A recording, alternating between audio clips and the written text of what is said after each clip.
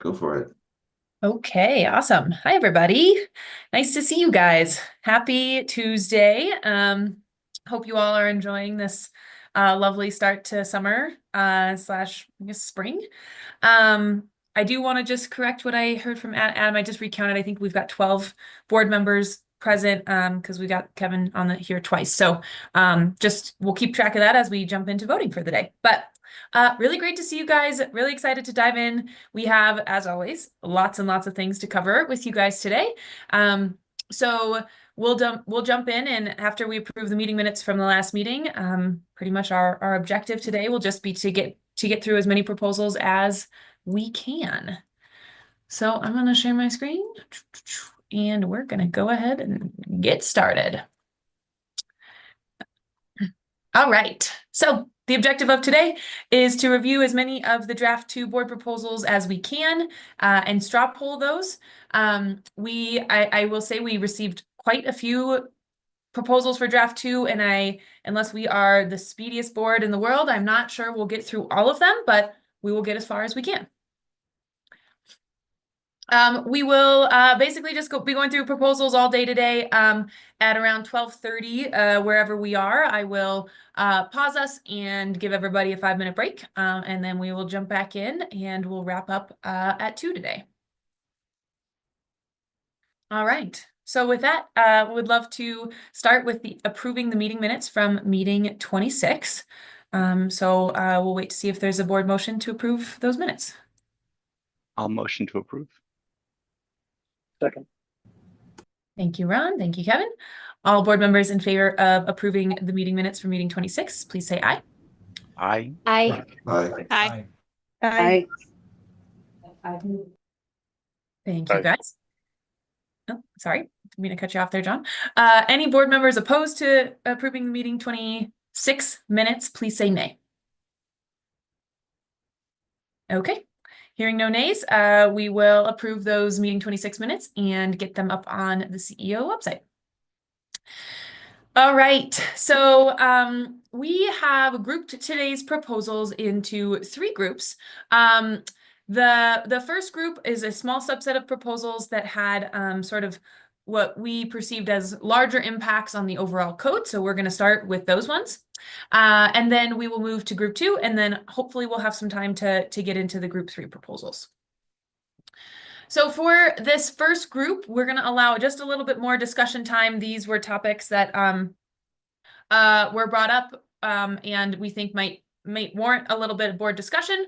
So we'll have our board members present the proposal, do about 10 to 12 minutes of that discussion and Q&A, and then straw poll as we usually do. So the first one is the energy cost versus site energy use. And this actually might go a little bit quicker than we had originally planned. Tim had withdrawn proposal, had emailed Adam and I to withdraw his proposals number 13 and 27. So we're not going to discuss those today, but we are going to start with Dan's proposal to reinstate Appendix RM to allow the use, if folks adopt it, to use the energy cost. So Dan, to kick us off today, I'm going to pass it over to you to share your proposal. All right, thank you. I wasn't prepared to be the first one. Sorry. So, yeah, this was coming from builders in our jurisdiction, and basically wanting to allow the local jurisdictions to select which method is best suited, as the rationale says.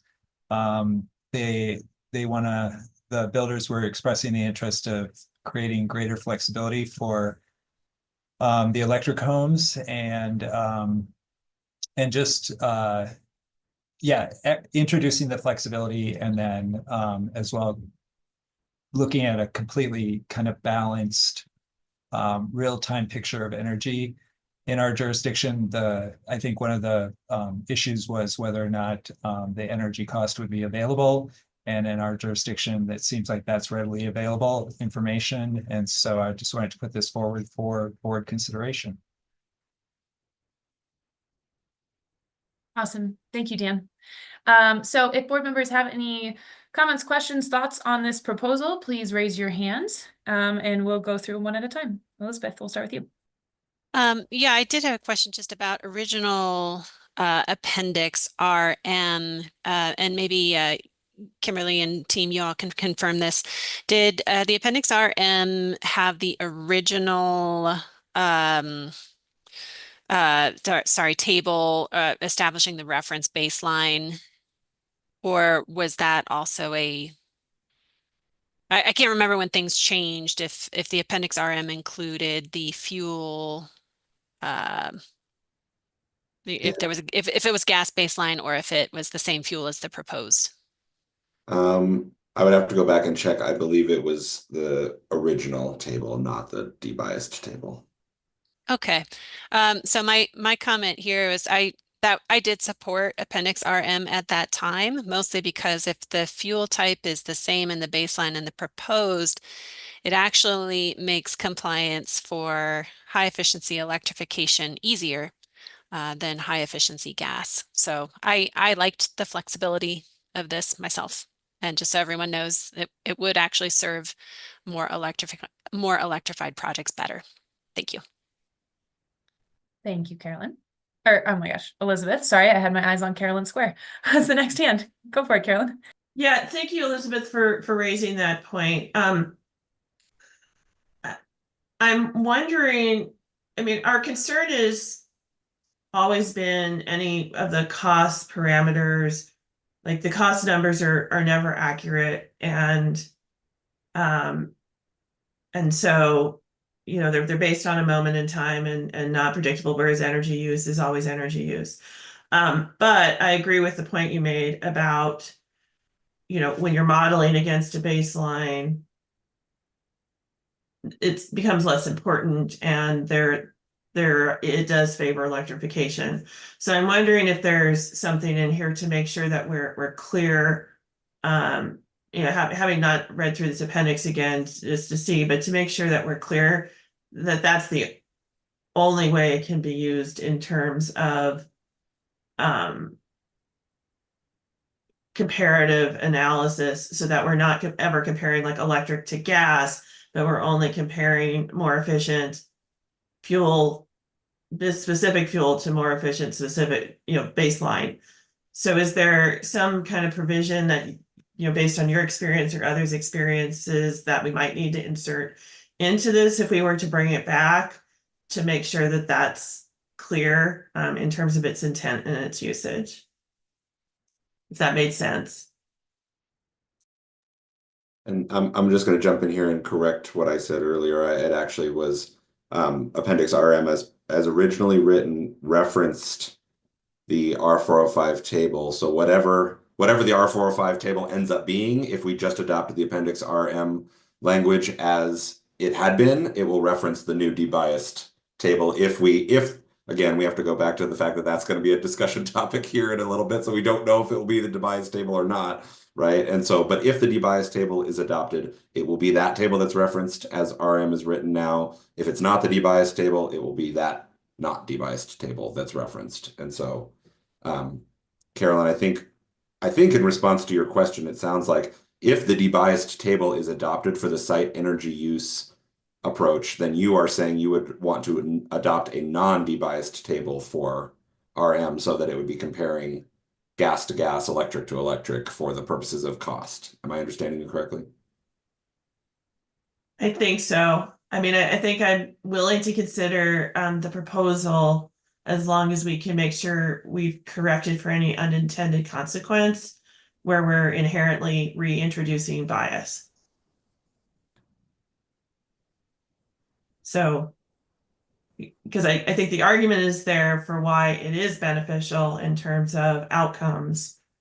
We just want to make sure that we're thinking through unintended consequences of keeping it in terms of bias. And so I definitely look to the experts who have done the modeling and use these to help inform that. But yeah, I think if we can make a reasonable argument that we are managing the bias and allowing for greater flexibility, I could certainly support this proposal. Okay, thank you, Carolyn. Tim, I'll go to you next. Yeah, thank you. I'm in support of this, and I agree with the comments and the chats on the debiasing clarifications. The reason I withdrew my two proposals, trying to change the energy cost to site energy, was to be able to just support this particular one, especially because it would be an appendix, and the ability for a jurisdiction to adopt it if they chose to and not.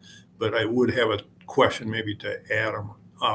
If this didn't pass, I think a local jurisdiction could still amend it in, like me, and not get in trouble from less or more. I mean, that's how I would interpret it from my legal mind. Yeah, that's a good question, Tim. I think because the 2024 IECC is essentially equating energy, like saying you can use any of the metrics. Let me, that's one that I would maybe want to get back to you on, because I'm not sure 100%, but we can look into that. Yeah, I was going to say, Tim, off the top of my head, I think that's right, but let's think about it. No, great. But in this case, I support this proposal to bring the appendix back in that was here and then went away, and I'd like to see it come back. Thank you. Thank you, Jim. All right, Jess, go to you next.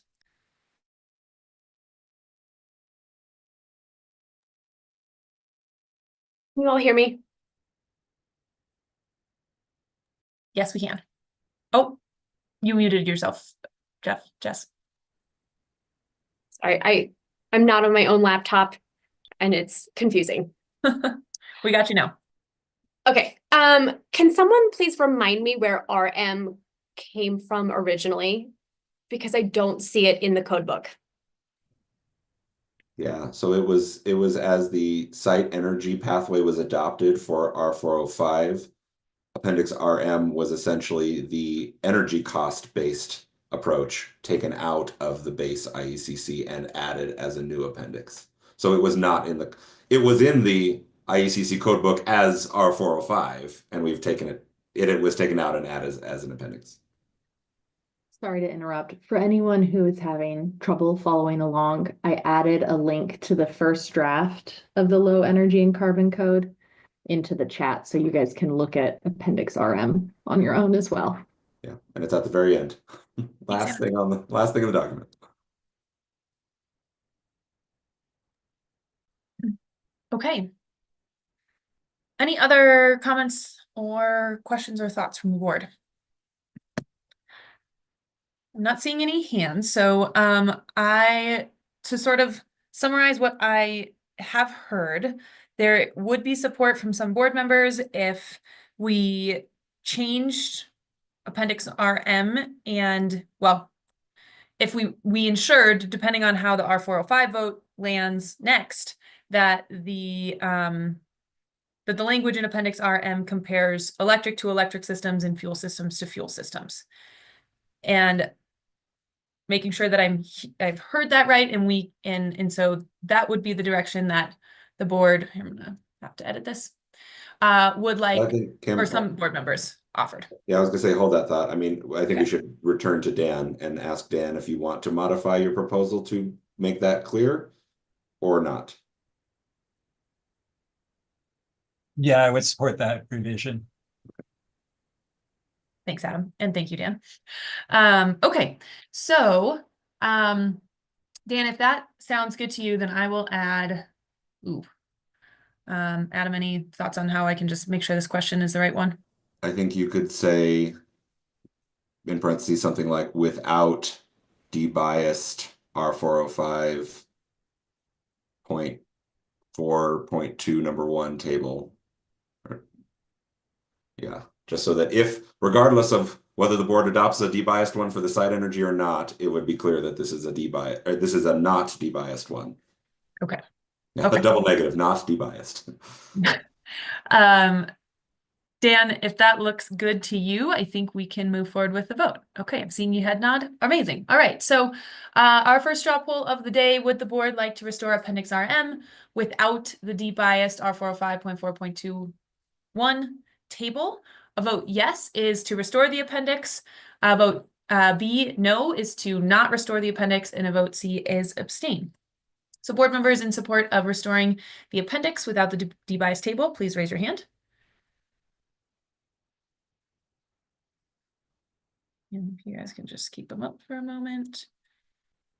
All right, I have 14 hands for option A. Awesome, you guys can lower your hands.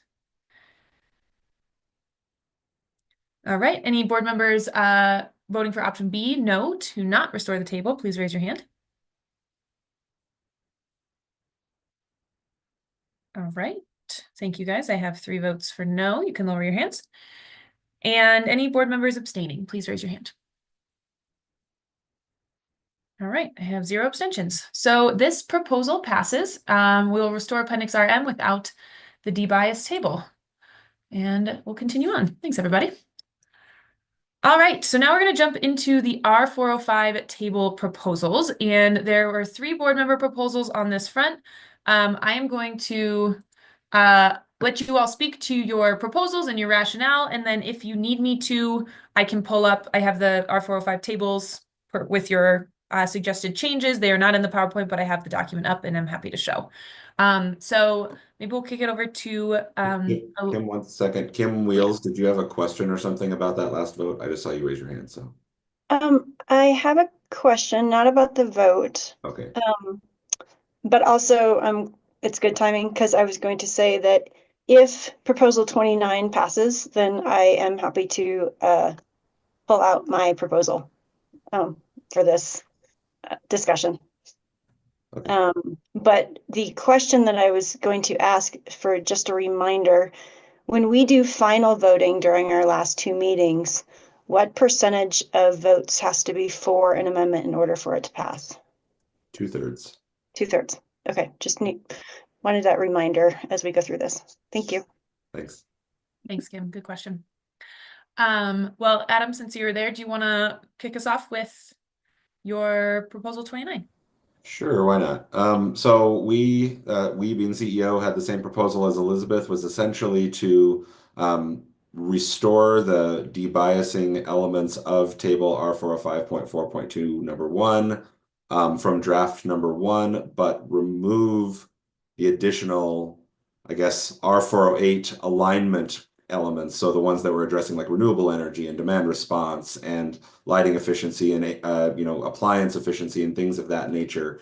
So essentially it would still restore the baselining of heating equipment to a fuel baseline and not an electric baseline, and it would same thing with water heating. And it also makes some of the other alignment changes with like air leakage rate that we had changed in some of the other prescriptive sections and things like that, but it leaves out those other pieces that were, I think, frankly, the bigger challenge when it came to concerns over reducing the stringency of this pathway by allowing things like renewable energy to trade off for envelope efficiency or higher efficiency appliances to trade off for envelope efficiency, and then also things that were raised in terms of concerns for modeling software. Because I think there's less of a concern over the debiasing elements being an issue with modeling software, considering that the modeling software has to have both a gas baseline and a electric baseline anyway, because you have to be able to compare like to like fuels anyway. And so we are proposing to just restore the debiasing and some of those other cleanup things and leave out those other changes. Elizabeth, was there anything you wanted to add in addition to that, since we had the same proposal? No, I think you said that very well. My other note just about software was, since there was concern about changes to R405 that would impact that use of ERI type of modeling software, is that I wanted to point out that R405 is by definition the simulated building performance path, and ERI modeling software is unitary modeling software, meaning it can only model a single dwelling unit. And R405 is specific to the whole building. So I think this pathway needs to be designed for a software that can model a whole building, and that it shouldn't be precluded by limitations of software that cannot model a whole building.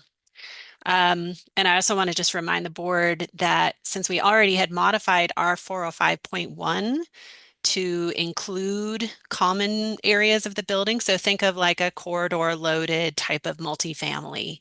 That allows us to capture and encourage some efficiencies in those spaces as well. Thank you. Thank you, Elizabeth.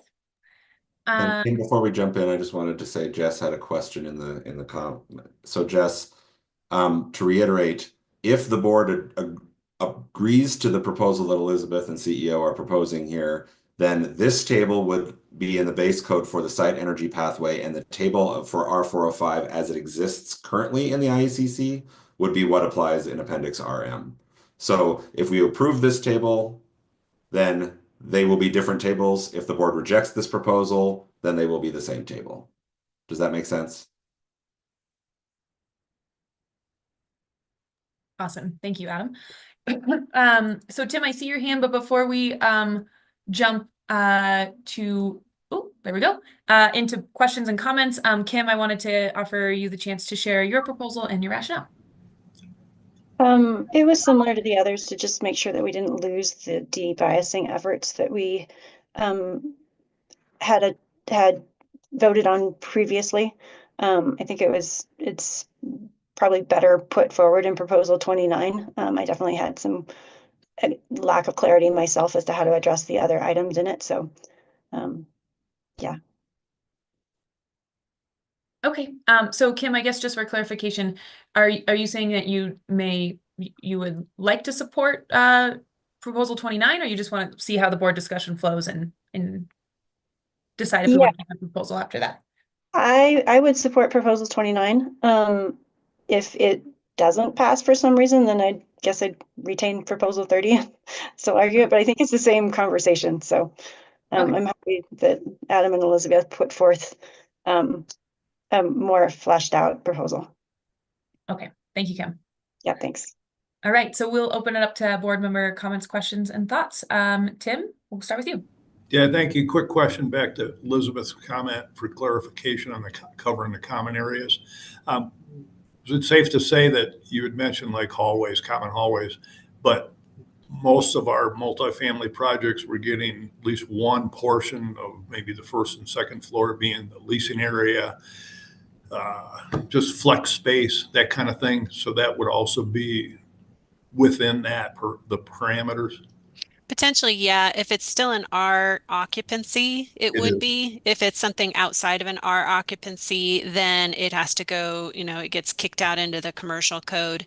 But the way that, without the deletion of this highlighted portion, then those spaces just comply with the mandatory requirements. Like there's no way to encourage or, capture any efficiencies that are built into those systems. Mhm. So, they could very well just be gas rooftop units and, the end, and that would be compliant. So this is the only pathway that really helps to capture or encourage some efficiencies there for the group R type of occupancy.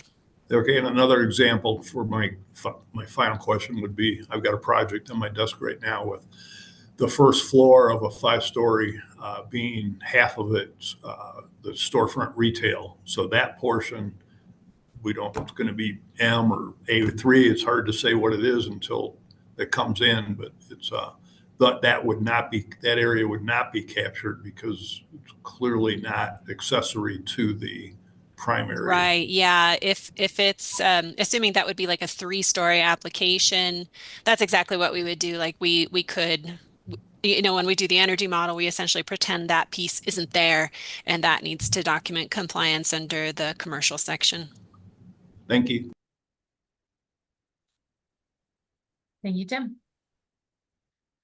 All right. I don't see any other board hands. So if that's the case, I can jump us along to our our straw poll. So the way we set up this straw poll is to allow folks to vote for proposal 29 and 30 within the same poll. So the way that this is set up, how would the board like to move forward with table R405? Option A is to not make any changes to table R405 in the current draft number 2 of the low energy and carbon code. In essence, option A is keeping the table the same as it is in the 2024 IECC. Option B is to change the table back to add in the debiasing. This is Adam and Elizabeth's proposal. Option C is to change the table back to add debiasing and that R408 alignment, which is Kim's proposal. And then option D is, of course, abstain. Is everyone clear on those options? Oh yeah, Kristen, I see your... I'm sorry, Kristen, you're muted. A question to Kim. You had said that you were supportive of Adam's proposal. So are you going to be voting for B here? Just want some clarity on that. Yes, thank you. I actually would like to follow up with maybe Elizabeth and Adam also of just to have clarity, because that's where I was not clear when submitting my proposal around the R408 alignment. Yeah, I could speak to that for sure. And I thought this was some good comments from the public comment period. Because some of those, say, let's call them the R408 alignment proposals were around, lighting and appliances. And that starts to get really complicated because the scope of R405 is supposed to only be savings for heating, cooling, ventilation, and service water heating. So by adding some of those R408 alignments, things get really complicated because then, our percentage of savings that we have to achieve is now out of whack. And, then we have to include those loads in the calculation. So it got too far away from the original intent of R405. And I agreed with the public comments that said that overcomplicated things. So by removing those and keeping only the things that are associated with the scope of R405, it's cleaner and easier, and we can maintain that intent. And I can just iterate that we had the same thoughts as Elizabeth on that one. Great, thank you. I think that helps clarify. Then I would just like to remove my proposal so then it's not confusing this vote. I very much appreciate the input. Sounds great. Thank you, Kim. Okay, so I will then take option C out of this straw poll. So our 3 options for this vote are to make no changes to the table, keep it the same as 2024 IECC, option A. Option B is to add back in the debiasing, or option C is to abstain. Okay, so board members in favor of option A, please raise your hand.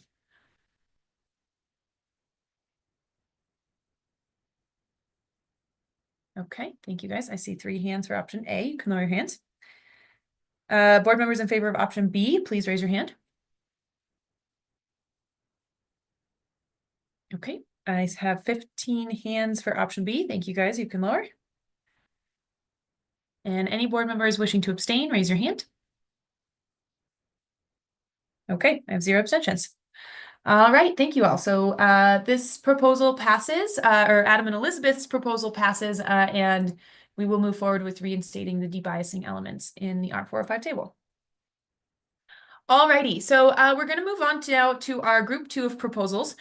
These are kept in order, but just to name, Adam and I, when we were sorting through the proposals, the group 2 proposals represent items that have sort of a larger impact in the code and or are things we haven't discussed yet. Once we get down into group 3, those are some of them more like clerical or clarifying changes, and or items that have already been discussed as a board. So we did want to make sure we had some sort of priority as we moved into this meeting, and so we'll jump into group 2 now. For these ones, we're hoping to keep the discussion time a little bit shorter.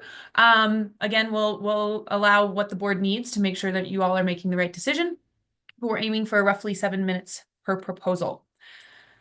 So we'll jump in first with commercial proposals.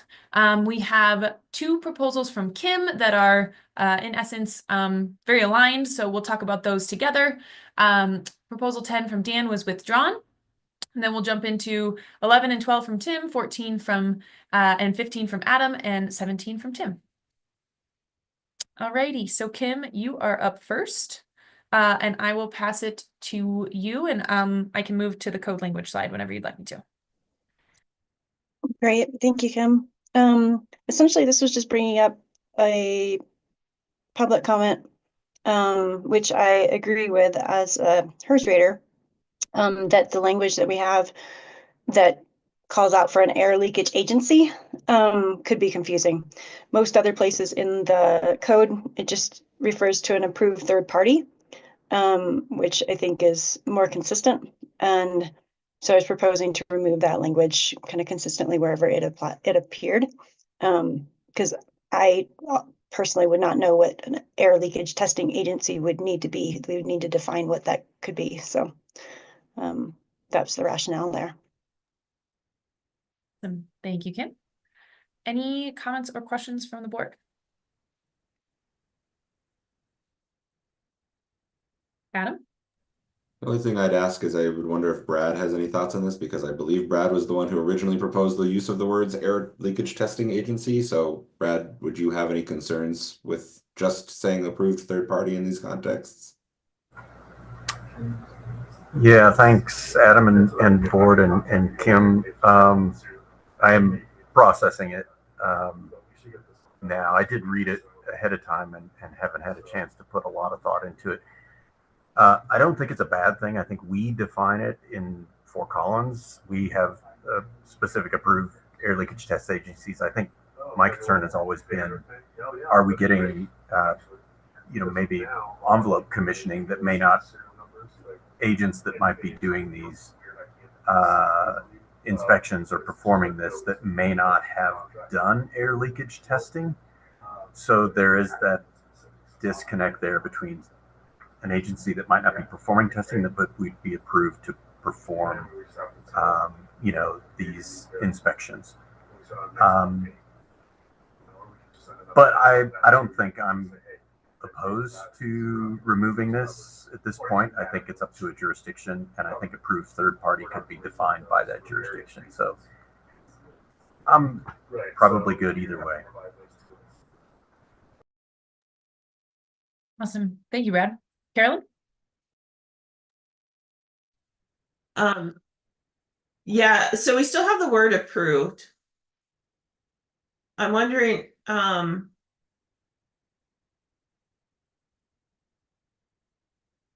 if agency is the issue versus the scope of what that entity performs. And so I'm wondering if we actually want to delete the words air leakage testing or keep them, and just change agency to something more encompassing.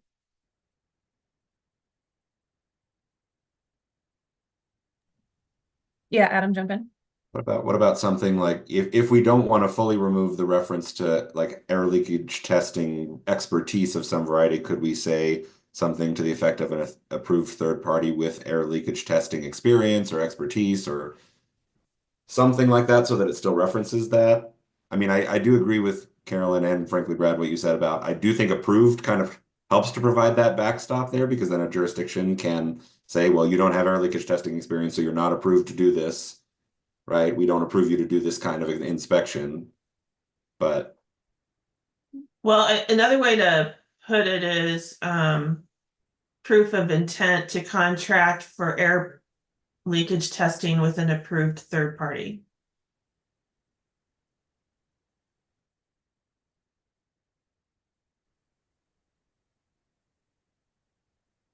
And Carolyn, it sounds like that is how it currently reads with the strike through.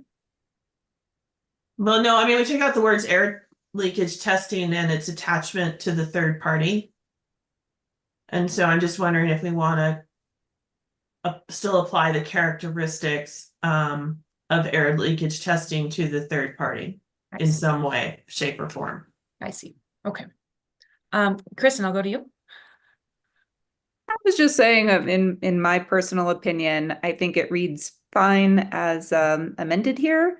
My you know, my read of this would be a third party approved by the code official, and presumably the code official would, depending on his local situation or her local situation, have a good sense of what's locally relevant and applicable. So I would vote to approve this as amended.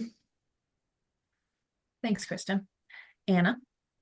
I just wanted to note that an approved source is defined here within the definitions of the code, and it states is an independent person, firm, or corporation approved by the code official who is competent and experienced in the application of engineering principles to materials, methods, or system analyses, if that gives anyone a little bit more. Feel Thanks. good. Appreciate that. Tim? Thank you. And to tag on to that a little bit, there is a definition in the IECC that says approved agency. So I might suggest that this would just be approved third-party agency and delete the air leakage testing, because in the definition, it's clear where it says an agency regularly engaged in conducting tests, furnishing inspection services, et cetera, where such agency has been approved by the code official. So that'd be my suggestion, and then I'd be fully in support of leaving that an approved definition, italicize it even. Okay, thanks, Tim. Kim, I'm gonna, oh, Anna, yep. All right, just to follow up on Tim's, we would need to approved third-party agency isn't defined. So it would have to be a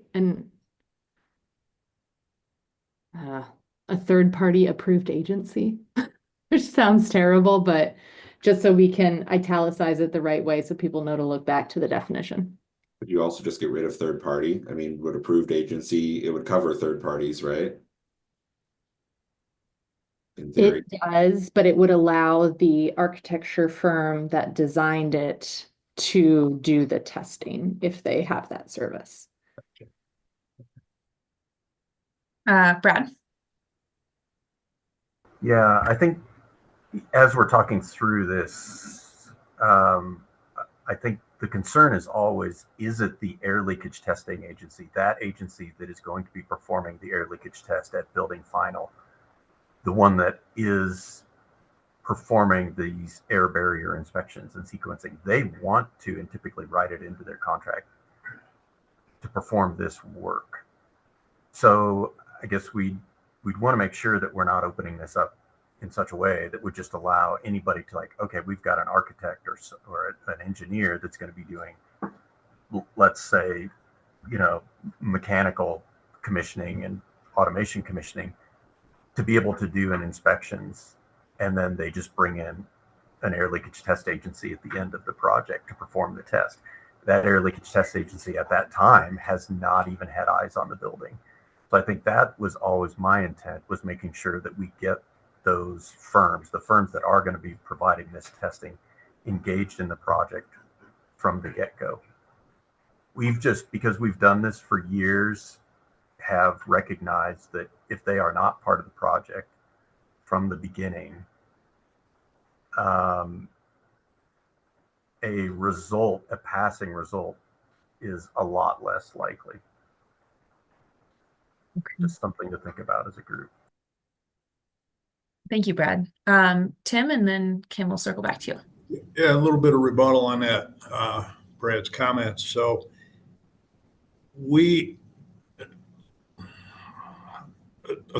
building officials do that process, reviewing and vetting third-party inspection firms all the time. That's charged in, say, the other building codes, the IBC, IRC, primarily the IBC. So we do the same thing if a company wants to come in and do the mortar testing or concrete testing or whatever that might be. We don't let them do it if they're not experienced doing that. And that would be the same way in this process, where it would be an approved third-party agency. They are required, this would require you to go to the AHJ to say who is doing it. And at that point, then that's our job.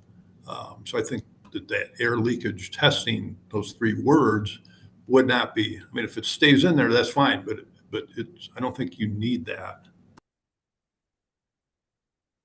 Thanks, Tim. Kim, so we'll go back to you and see what you're thinking after hearing all these comments.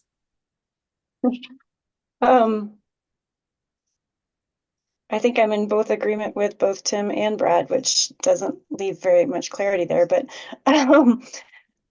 as a, you know, registered HERS professional, or having done a lot of that in my past, it certainly is that person who's going to be doing the air leakage testing that is needed to be brought into the project at that time to see things. And one of the comments was actually pointing to wanting the capability to be allowed to a registered design professional, like an architect, for the project. So, you know, it's kind of the specifics that were just brought up. So, I guess hearing Brad's reasoning for the language in there, I think the challenge may be that maybe we would need to address it by just adding a definition for what an air leakage testing agency would be, and that would then help address the public comment that says that we don't have that defined. Okay. So Brad, I am wondering if it sounds like Fort Collins has defined that term. Is that something you'd be willing to drop in to the chat to have the board take a look at? Kristen, I don't know if your hand, yeah, go for it. I see your hand. Yeah, I do have some concerns that we have some rural parts of the state where finding a HERS rater or someone who where it's really a lot more expensive to drive someone up from the Front Range. And frankly, there's that would need to happen in some of our mountain communities and our rural communities, and that adds a lot of cost. So if there is an approved expert, sometimes this is someone who works for your local electric co-op who maybe does home energy ratings and has some expertise that maybe could work with a code official. I like the flexibility. I worry that if we get too restrictive with defining what agency has that expertise, that it could reduce some flexibility that currently I think is in here. I can certainly resonate with that as well, being in a rural area myself, and even having at least one HERS rater in the region. We are lacking the building trade for the workforce that we will need to implement this code as it is. So I think I'll stick with my proposal. Okay. Thanks, Kim. Jess, we'll go over to you. I would just add that HC3 has an energy auditor on staff, and we have been hired to do blower door test outs at the end of projects. And so my question is, you know, is our nonprofit an air leakage testing agency, but we have a Building Performance Institute certified energy auditor on our staff?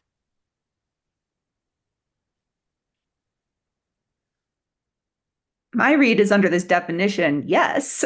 But if we get more restrictive with it, I worry that might be no. Okay. Awesome. Well, thanks everybody. I appreciate the good discussion. So Kim, it sounds like we're not going to change the proposal as it stands. And so with that, I think we can move to the straw poll. I guess the only thing is if people felt strongly that it needed to, wait, can you go back one? Yep. That the word agency needs to stay in there. So a third party agency, but then Anna had a reword for that. I would be fine with that word staying in there. I think it's the air leakage part of it, that air leakage testing that gets really maybe more specific than allows for the flexibility that's needed. So I think Anna was recommending, I think approved is defined in that we add agents, and approved and a third party, if it was a third party approved agency, just for making sure that that reads normal. Anna, I see you. Is that what you were? Yeah, sorry, I was talking. No, but you have to put third party after approved. Because the third party is not approving the agency. The chief building official is approving. the agency. That's a third party. But our issue, Carolyn, that I was thinking of is that approved third-party agency isn't defined. Approved agency is defined. That's fine. I'm fine getting rid of third party. I'm just saying that you can't have third party in front of approved. Because what you're saying there is that some third party approves who the agency is. Just a grammar thing. So you get rid of the third party and just have approved agency. I'm fine. Sorry, my internet cut out for a second. What if we add a comma after third party? No, I would just delete third party. Okay. And just go with approved agency. I saw Kim shaking her head. Yes, with that one. Okay. All right, so this would be agency, and this would also go away. Okay. Everyone take a moment to take a look at that. Kim, in the second one, the word agency got deleted also. Oh, oops, thank you. Sorry. There we go. Kim, does that look good to you? Yes, it does. Amazing. Okay. Thank you, everybody. Awesome. So we'll jump to the straw poll. Does the board want to remove references to, I'm just going to change this, air leakage testing in the two sections that we outlined? Option A is yes to approve this proposal. Option B is no to not approve this proposal. Option C is abstain. So board members in favor of option A, please raise your hand to approve this proposal. I'm raising my hand virtually. Thanks, Ron. All right. So that's 17 hands, including Ron's, for option A. You guys can lower your hands. Thank you. Board members not in support of this proposal, option B, please raise your hand. Okay, I have one hand for option B. Thanks. You can lower your hand. And any abstentions, please raise your hand. All right, 0 abstentions. Okay, so this updated proposal passes and we'll make sure that gets integrated. All righty, Tim, you are up next with proposal number 11. I'll pass it over to you. Thank you. This proposal was just to change the language to make it clarifying and easier to read. So I propose to delete not less than the number and put in or more. Had some help from Adam on wordsmithing. That's where I stand. Thanks. Thank you, Tim. Any comments or questions from the board on this one?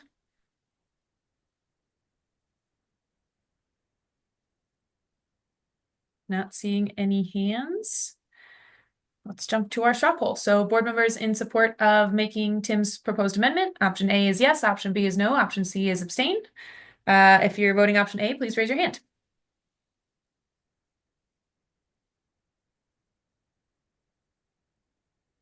Okay, I have 17 hands for option A. Thank you, guys. You can lower your hands. Right, option B, if you would not like to support this proposal, please raise your hand. Kevin, I'm sorry, I missed you. Were you on for option A? Okay, thank you. All right, so 0 hands for option B.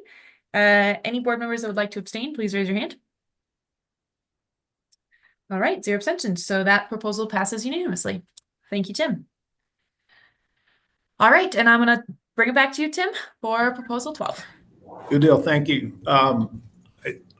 This proposal is to clarify, I hate using that term, that since build out construction is not defined anywhere, I think we knew what that was when we built that this is only applying to the defined term first tenant finish, and then went through and modified that throughout the section.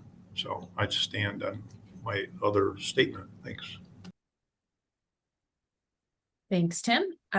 Board member comments, questions, and if you guys need me to move through between the code language slides, I'm happy to, but Caroline, I'll start with you. Yeah, my concern is explicitly tying it to tenant attaches it to not the building owner or some relationship. And so I'm wondering, Tim, if you would be comfortable having both. So first tenant build out, first tenant finish, or other build out, something that's more inclusive or broader. Because conceptually, the city of Boulder, could build something and then not finish out a space, and then later come in and finish out a space, and I'm not a tenant of myself. So just making that nuance. Is it still considered a tenant finish is my question, or we can define it? I just don't know if it's defined. Well, I'm not real clear. I mean, if I read this, adopting it, I don't know what build out construction is. I know we had a discussion back and forth early on with. Or take the word tenant out. Well, I think it's a defined term. That's what I was trying to do. It's a defined term. It's a defined term. So the code, I mean, I'm okay. a big code guy, that defined terms are First so tenant important. finish is not defined. Well, it's defined as we would add it, Anna, from the electric and solar ready code. So we're adding a definition for it. It's not in the IECC originally. No. It is in the draft number 2 up at the top. If you go look for added definitions. Oh, is it not? Did it not make it in there? Oh, I hope so. It's in the Okay, then can you Oh, yeah, it's then in- add a definition of first tenant finish that ensures we're inclusive of finishing Definition this says the first tenant space. finish is in a new structure, space, or court and shell building that is credited towards meeting the requirements of this chapter. So basically, it's the first time you finish a space that is meeting the requirements of the code.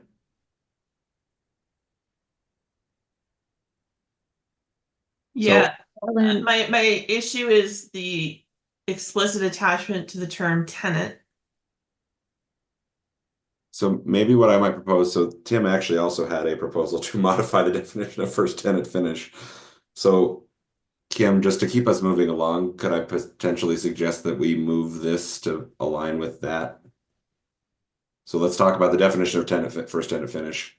And then if everyone feels comfortable, we could vote on this. Okay, so do you want me to jump down to that proposal, Adam? I think it's a little further down. I was going to say either we can do it now or we can do this then. But either way. So the definitions ones, we're not sure we're going to make it to today. So I think if we want to just quickly revisit that definition, that might be the best to get through this proposal. Okay. Okay. 1 second. All right, I'm going to jump down to where we had those definition proposals. Sorry for the scrolling. Okay. So here is the Tim, your proposal for changing the language for the first tenant finish definition. Do you want to speak to this, and then we can maybe talk about this, vote on these together, or separate them depending on the board conversation? That's good. That's a great idea. Thanks, Adam. So this proposal is to change the definition of first tenant finish to just be applying, which is the way I interpret it and the way I think the board has discussed it previously when we built the electric ready code, is it just applies to a new, being done in a new core and shell, because those are two defined terms. And I stand on my. Thanks, Tim. Carolyn, I'll jump back to you and can. Yeah, so you can't define a term using the same term. So I would recommend that this is the first build out in a new core and shell building that is credited towards meeting the requirements of this code, and then you can use first tenant finish where Tim applied it earlier in the deck. Tim, what are your thoughts on that? So this would be changed to the first build out? The first build out of a space in a new core and shell building. Yep.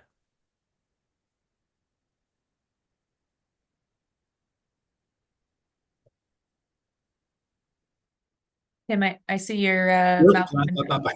that could work. And then what's that going to happen to my other one then? So then you can keep first tenant finish in your other one because Oh, it's okay. now a defined term that is more inclusive. So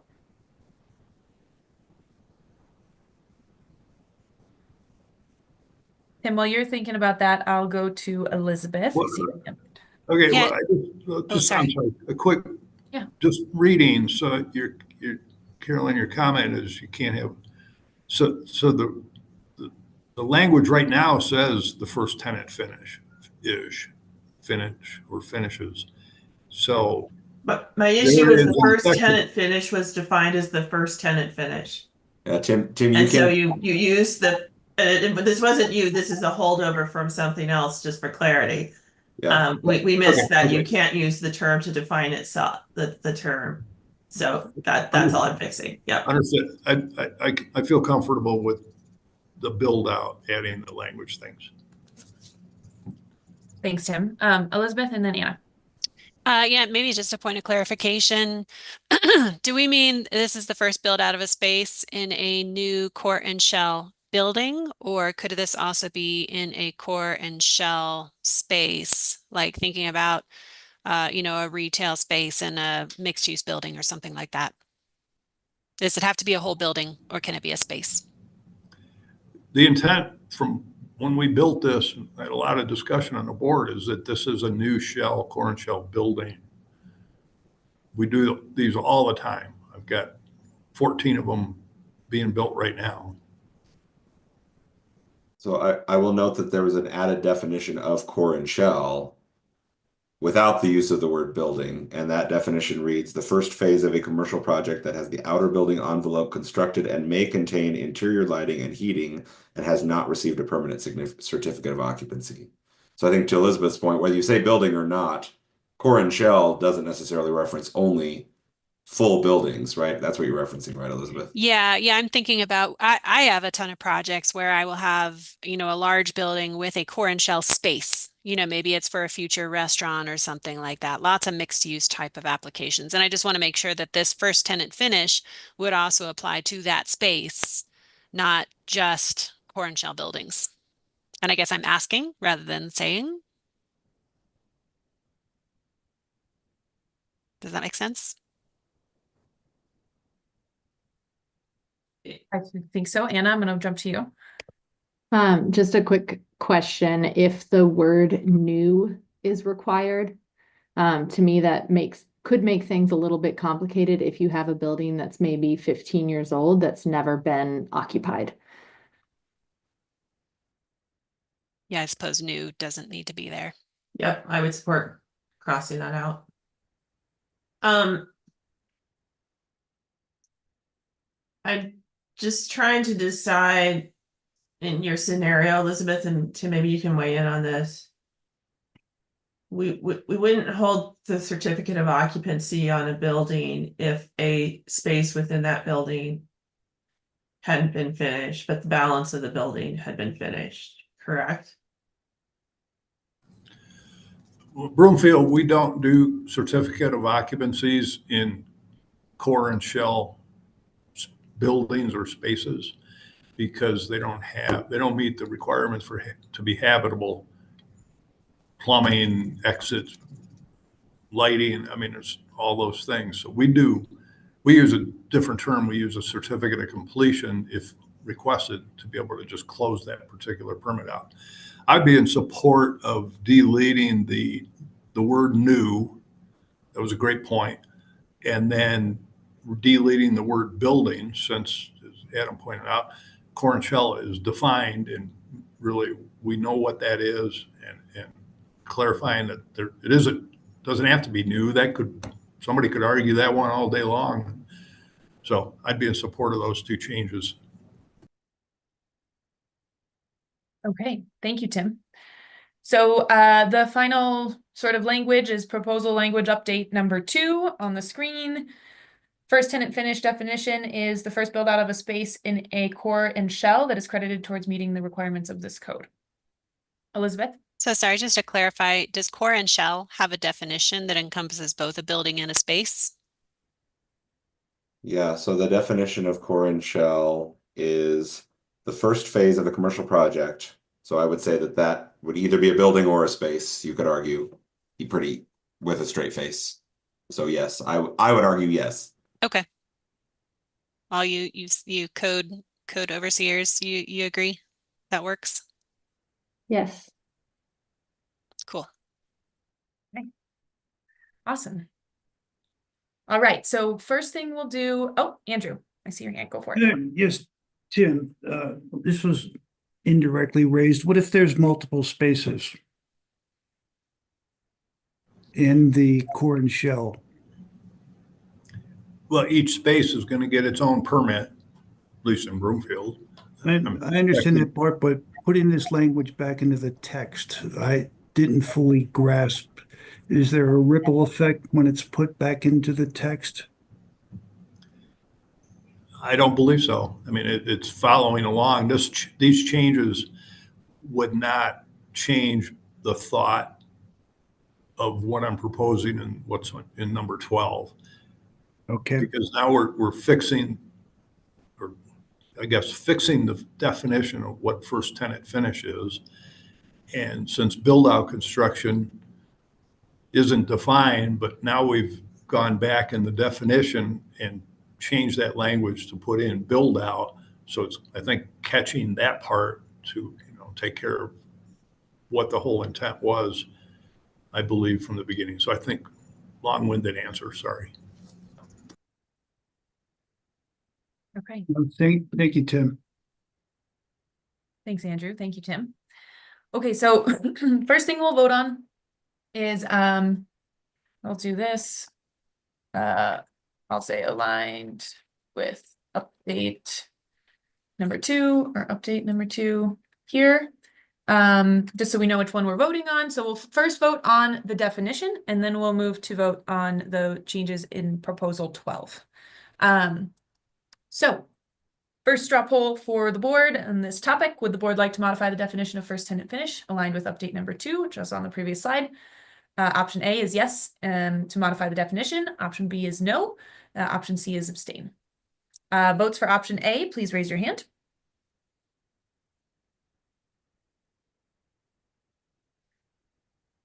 All right, I have 17 hands for option A. Thank you, guys. You can lower your hands.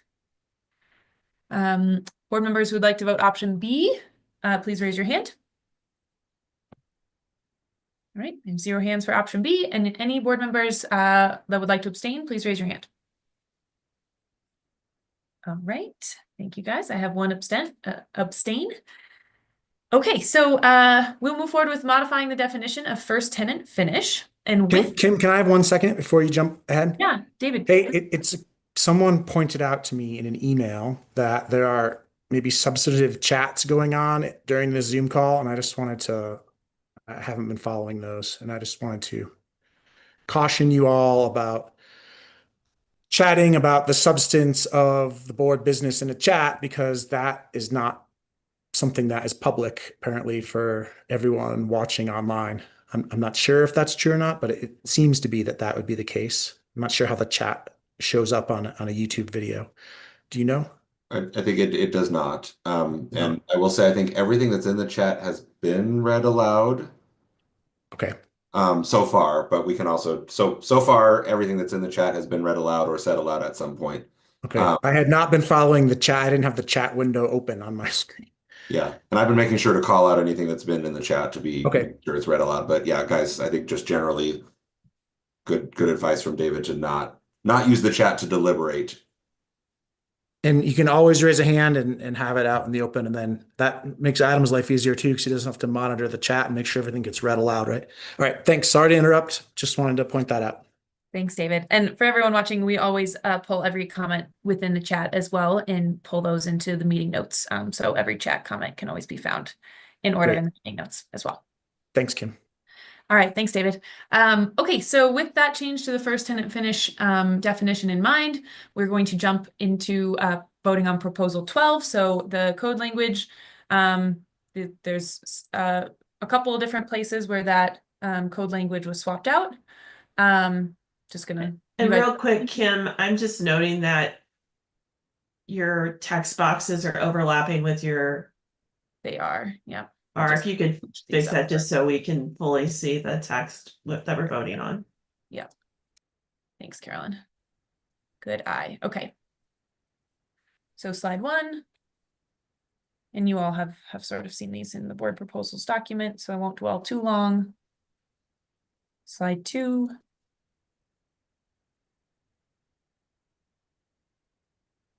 And the final section. Okay. So we can move to our straw poll for proposal number 12. Does the board want to modify section C406.1.1.4 to reference first tenant finishes instead of build out construction as proposed? Option A is a vote yes in support of this proposal. Option B is a vote no against this proposal. Option C is to abstain. Board members in support of option A, please raise your hand.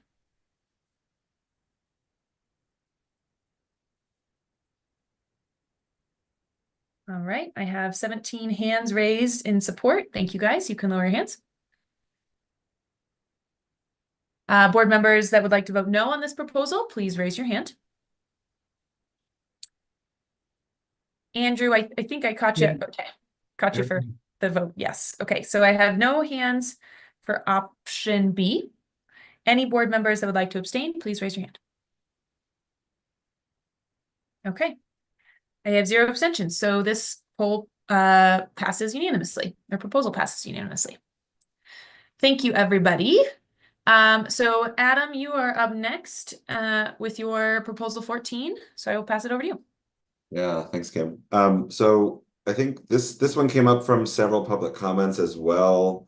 I think it actually largely aligns with a bit of the conversation we were having about R405 earlier, about the added complexity of trying to align with the additional efficiency credits. And I think the same conversation is now being brought over to the commercial side.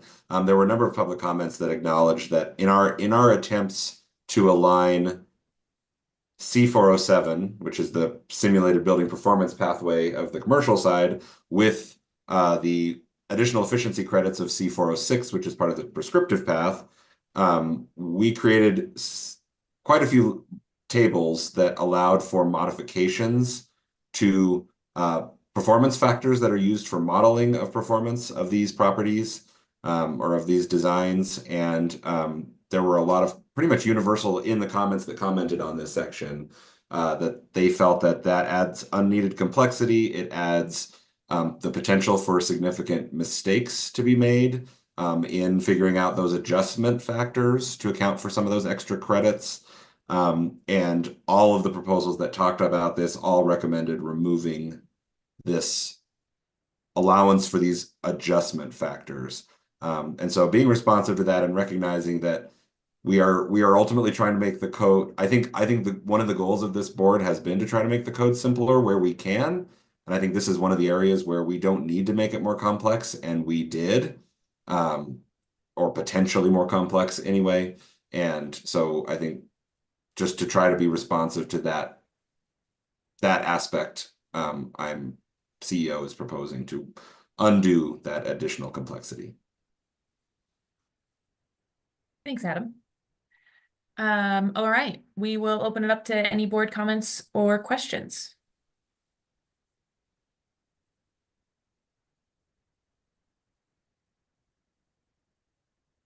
Elizabeth? Yeah, I'm not sure if anybody other than me uses C407, but I am in support of this proposal. It'll definitely simplify things, and I think the error-prone aspect of the way it's currently written is a great point. So I would be in support of this. Thanks, Elizabeth. All right, I am not seeing any other board hands. So if that is the case, we will move on to the poll. Does the board want to remove the building performance factor adjustment factors in the tables? I'm not going to read those numbers, and make proposed modifications to section C407.2.1.3.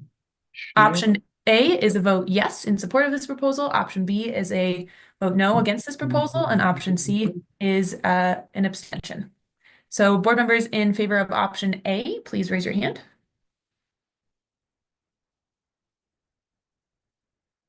All right, I have 18 hands raised for option A. Thank you. You guys can lower your hands. Any board members voting no on this proposal, please raise your hand.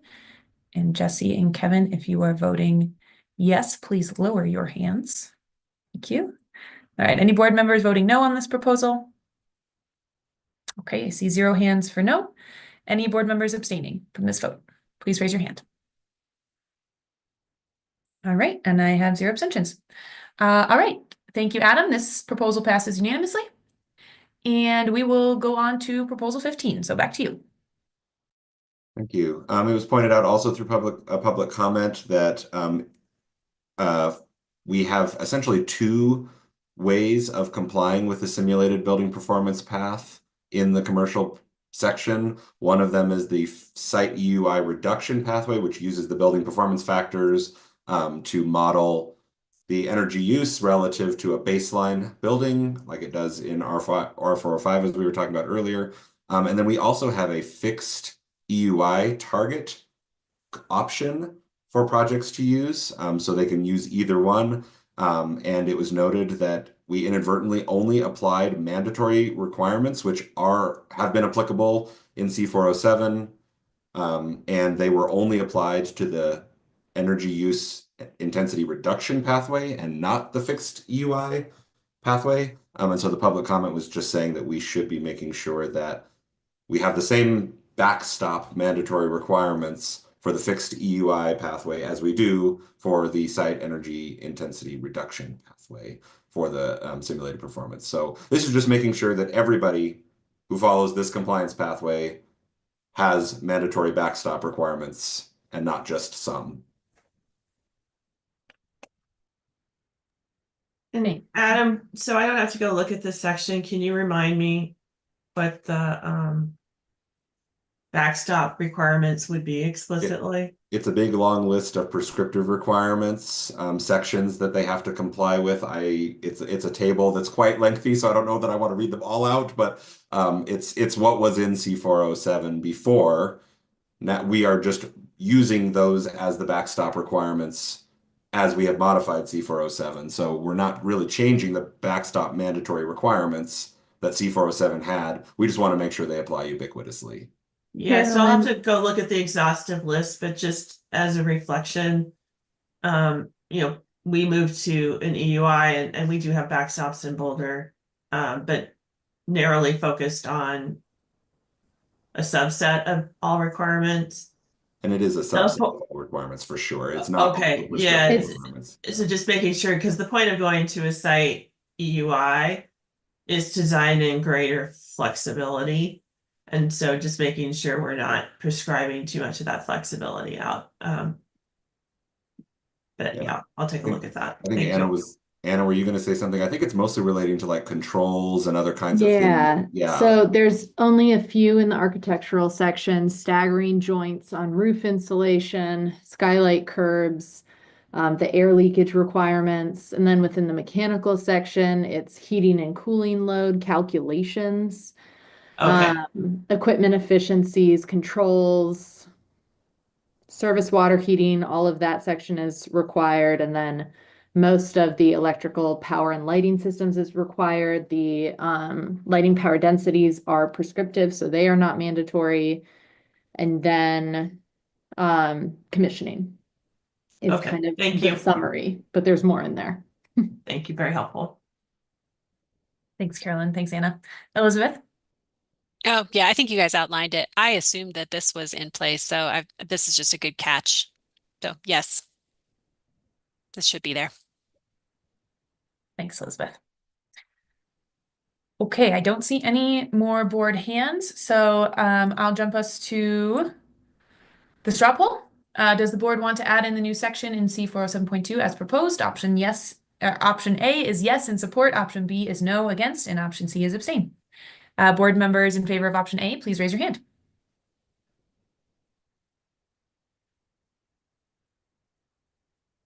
All right, I have 17 hands for option A. Thank you guys. You can lower your hands.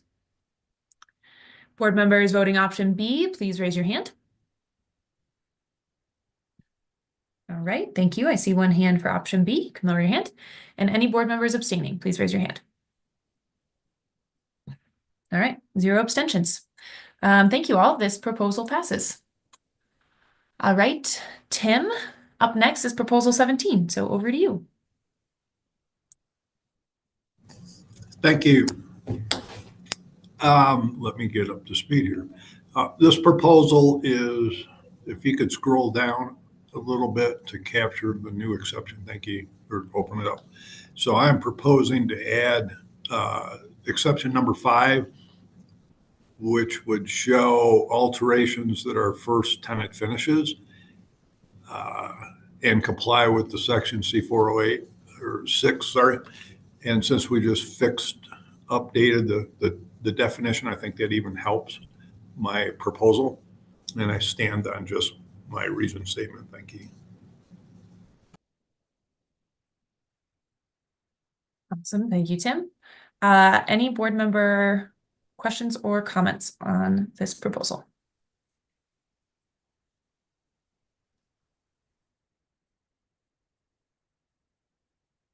Elizabeth? Yeah, I just had a quick question. The original version, I think of like C406.1 has it has a number 2 requirement for build out construction greater than 1,000 square feet of conditioned floor area, blah blah blah blah blah. Does that have any conflict with what we're describing here? I do not know the answer without. And specifically, I'm just looking at the size requirement of that 1,000 square feet. So it sounds, Elizabeth, like maybe this exception would then say those build outs below 1,000 square feet would not have to do anything, right? Because they wouldn't be treated as an alteration here, and they would not be captured under the build out or the what is now first tenant finish section in C406. Yeah, I think if we just add in the greater than 1,000 square feet to align with C406.1, then I think things match up. Yeah, and Tim, correct me if I'm wrong. The intent here was just to make sure we're not having conflicting requirements for those tenant finishes. So, correct. That was a great catch. I missed that. I'd be in support of that, Elizabeth. So I think, Elizabeth, just to be sure, that it would say alterations that are first tenant finishes greater than 1,000 square feet Of conditioned floor area. Yeah, so that matches the C406.1 number 2. Yeah.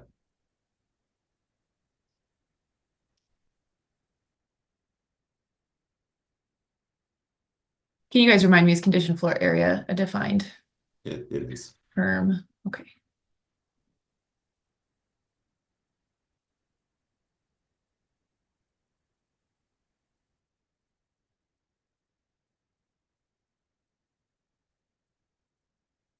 Okay. I think I captured the language right. I'll give everyone a moment to read it and sit with it and raise your hand if you have a comment or thought or question.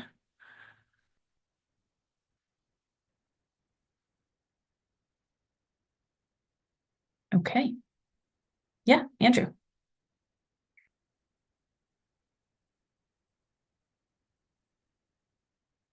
Andrew, if you're sharing your comment, you're muted. I'm sorry. There we go. Could you pull up the reference, the other section to 1,000 feet? Yeah, Elizabeth, was that in our draft or is that in the base code? Sorry, it's in our draft. Okay. And the only reason I found it is I did a search for 406.1.1.4 and that came up. What is the basis for 1,000 versus something like 2,500? It's what was in the base code as well. So the build out section only ever applied to 1,000 square feet and larger. And so that was just carried over into our modified language of the draft amendments. So I don't know that we know the reasoning why 1,000 square feet and larger was chosen, Andrew. And I am working on pulling up the draft. It's a large document and my computer doesn't always love I it.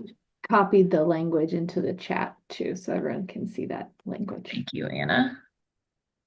That kind of leads to my second question is if we have the exception here for greater than 1,000 square feet, do we also need an exception for first and finishes that are 1,000 square feet or less that do not then have to do anything?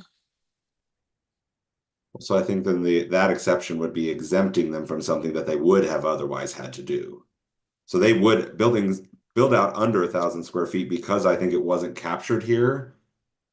If you interpreted a finish as an alteration, which I think was the context behind Tim's comment or his proposal, is that you might be captured under build out if you're a tenant finish, and you might be captured under alterations, and the requirements are different.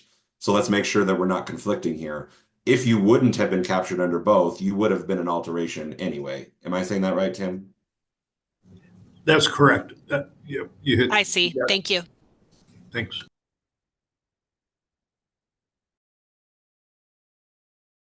Okay. So the C406 language is here on your screen for folks watching from the public and for our board members. This is that 1,000 square foot section number 2 here. For 1 second to look at that. All right. Back to the proposal language. Any final comments or questions from the board?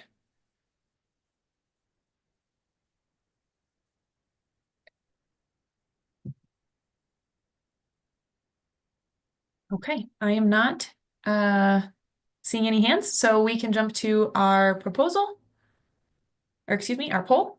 Does the board want to add an exception to section C503.6 as proposed? Option A is yes in support, option B is no against, and option C is abstain.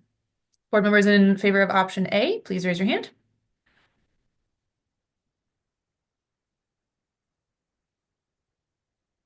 All right, I have 17 hands for option A. Thank you guys. You can lower. Board members voting for option B, no, please raise your hand. Right, I don't have any hands for option B. Board members voting option C, abstain, please raise your hand. All right, and I have 1 abstain. Thank you. You can lower your hand. All right, so this proposal passes. And we are almost right on time, which is awesome. So the next thing we had was a 5-minute break before we jump into some residential proposals. So I'll ask, it's 12:24 right now. If folks can come back online, I'll give you 6 minutes at 12:30. That would be great. And so we'll see you guys back in 6 minutes. Thanks, everyone.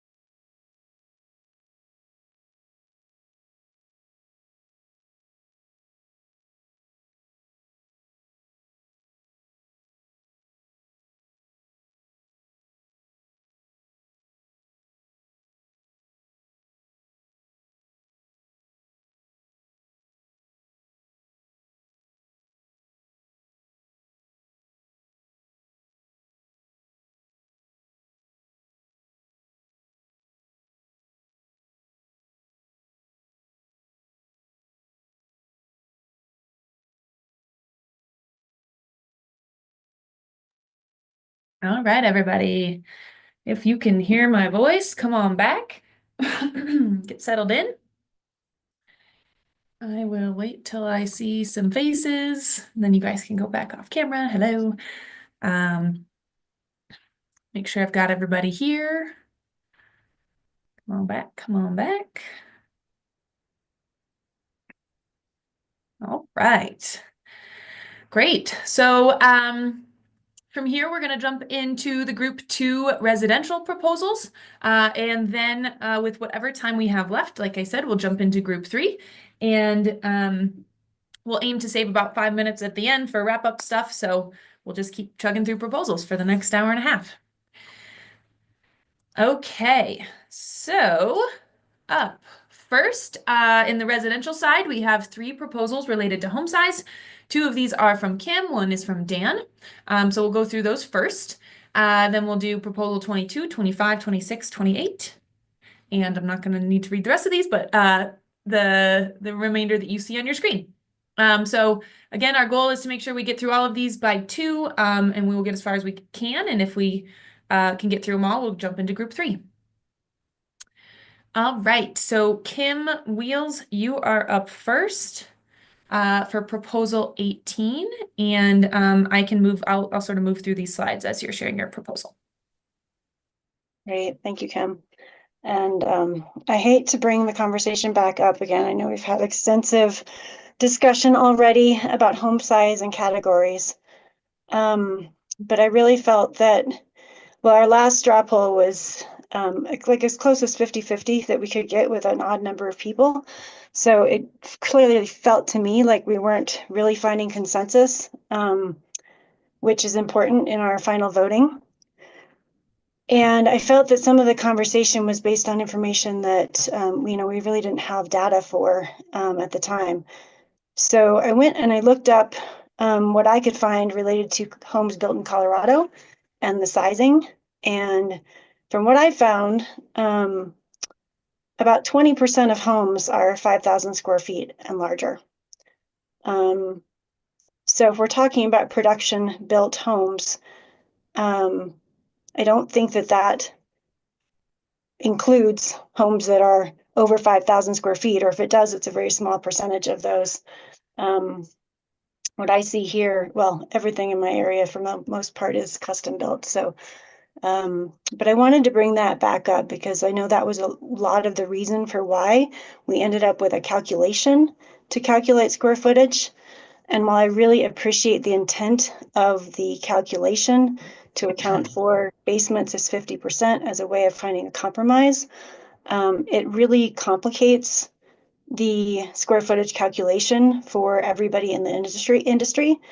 It's not consistent with how square footages get calculated for either a building department, for permit fees, for a HERS rater having to comply with resident requirements, the architect and them calculating. And the more differences in how home areas and square footages get calculated, the more complication and the more confusion is created out there in the field. So I just wanted to bring this conversation back again, because I really feel like without the calculation and sticking with the square footage of 5,000 square feet, we are achieving our goal for the majority of the homes, 80% or so. And I think I'll leave it at that unless others have questions. Thank you, Kim. Yeah, board comments, questions, please raise your hand. Carolyn, we'll start with you. Yeah, so I mean, I generally support Kim's proposal to remove it just because I agree with it, adds complexity. I just wanted to note, because I read on your slide around the source data for ChatGPT, and I'm going to say that my experience is most of this is pulling finished square footage, so above grade space for the most part, and so it's even ChatGPT is kind of blending them. So it is a complex issue, and so we just need to accept that it's the data out there is inconsistent and go with what we believe to be a reasonable size for a production build and I think the numbers we landed on before were ones I was comfortable with, and so I'm fine taking out the square footage calculation for the below grade space. Thank you, Carolyn. Any other board members with comments or questions on Kim's proposal? Andrew, and then I'll go to Kevin.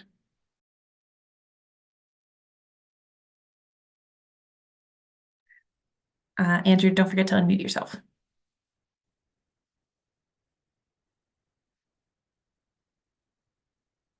Mouse going across screens. I Gotcha. do not support this proposal, given that I would be inclined to say upwards of 30% of our inventory is 2,500 square feet or larger above grade. This really creates a whole new category and burden on production builders. So I think the premise is flawed, and I just disagree with this. Tried to come to some reasonableness last time, and I absolutely don't want to undo it. If anything, I'd prefer to get rid of and go back to the above grade plane as it was originally. Thank you, Andrew. Kevin? Yeah, I'd speak in favor of this. I actually was, I think it was a call that I had to leave when this compromise came about. So I was kind of surprised to see how it came in, and it struck me as pretty convoluted. I feel like the conditioned floor area is the right number to use. Thank you, Kevin. Without the modification of the formula. Tim?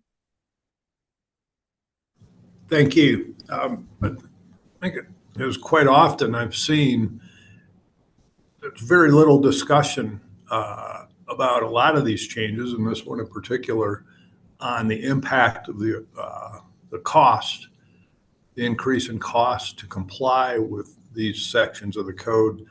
And one of the charges of the state legislation was to always be considering that when making these decisions. When it comes to on the residential side and the impacts that this what happens with this is really affecting the affordability / attainability type push that we're getting from our city leaders and elected politicians. So I just like to keep bringing that up, that should go in, and there should be some cost details of what these impacts are, and then help make those educated decisions that this board's doing. Thanks, Tim. Carolyn? Yeah, so I'm gonna wholeheartedly agree with Tim's statement.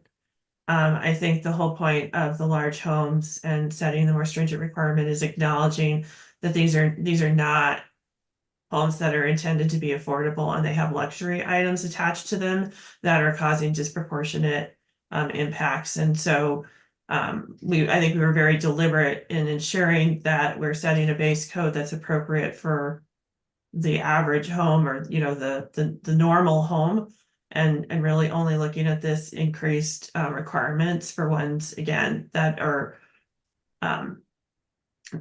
by nobody's definition intended to be affordable, and are, again, have luxury items and square footages that require substantially more energy consumption.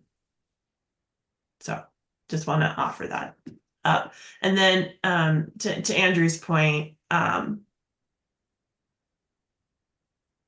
again, I think when we start to get into the larger above grade square footages, those are multi-story structures, so that the basement is not the same square footage as the above grade.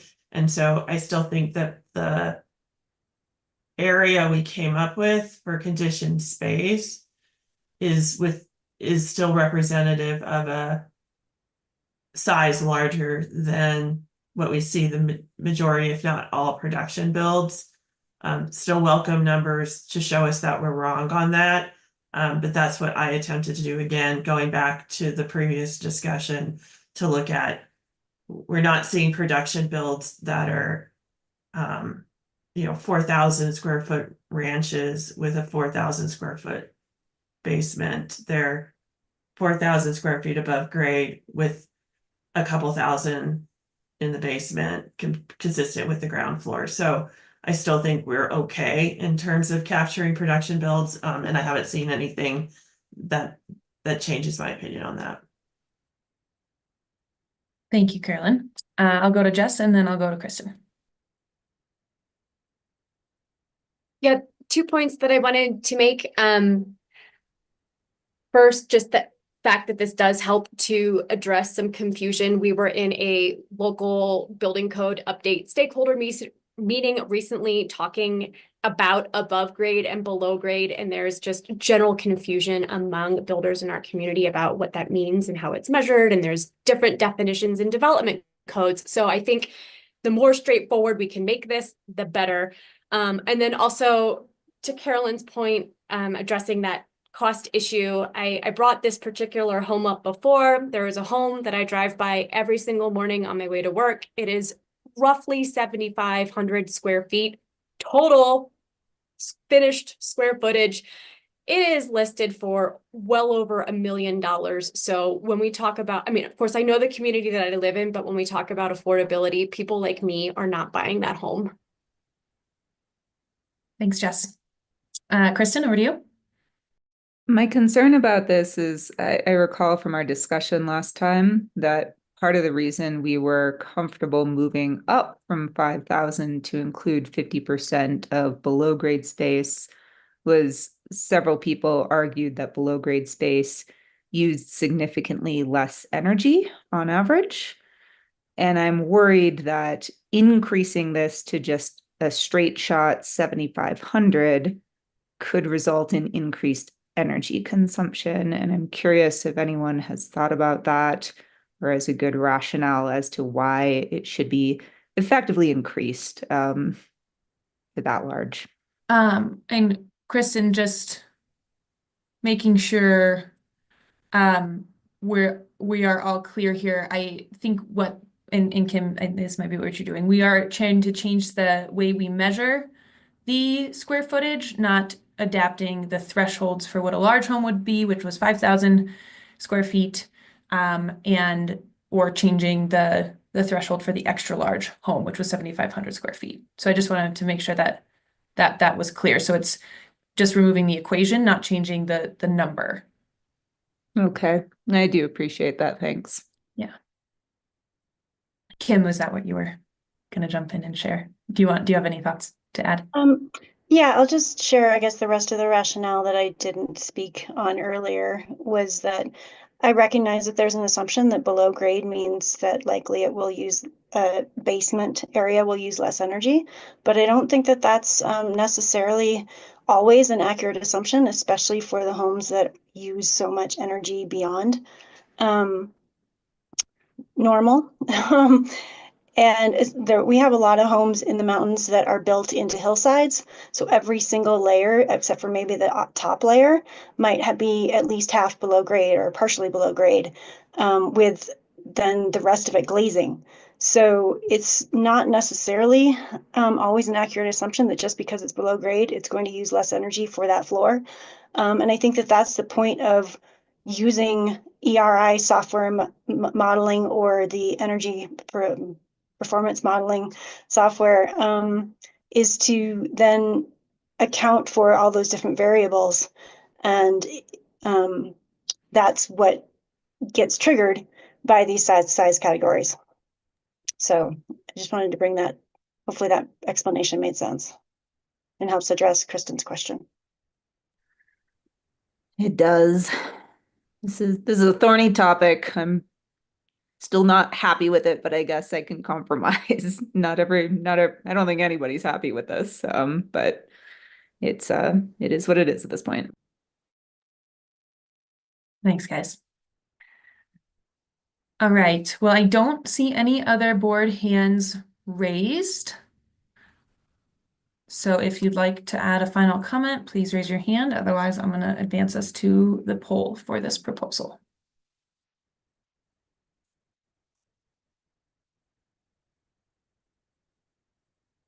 Okay. So proposal number 18, does the board want to remove the formula in the current draft and have home size be based on the total conditioned floor area? Option A is yes in support of this proposal. Option B is no against, and option C is abstain. So board members in support of option A, please raise your hand.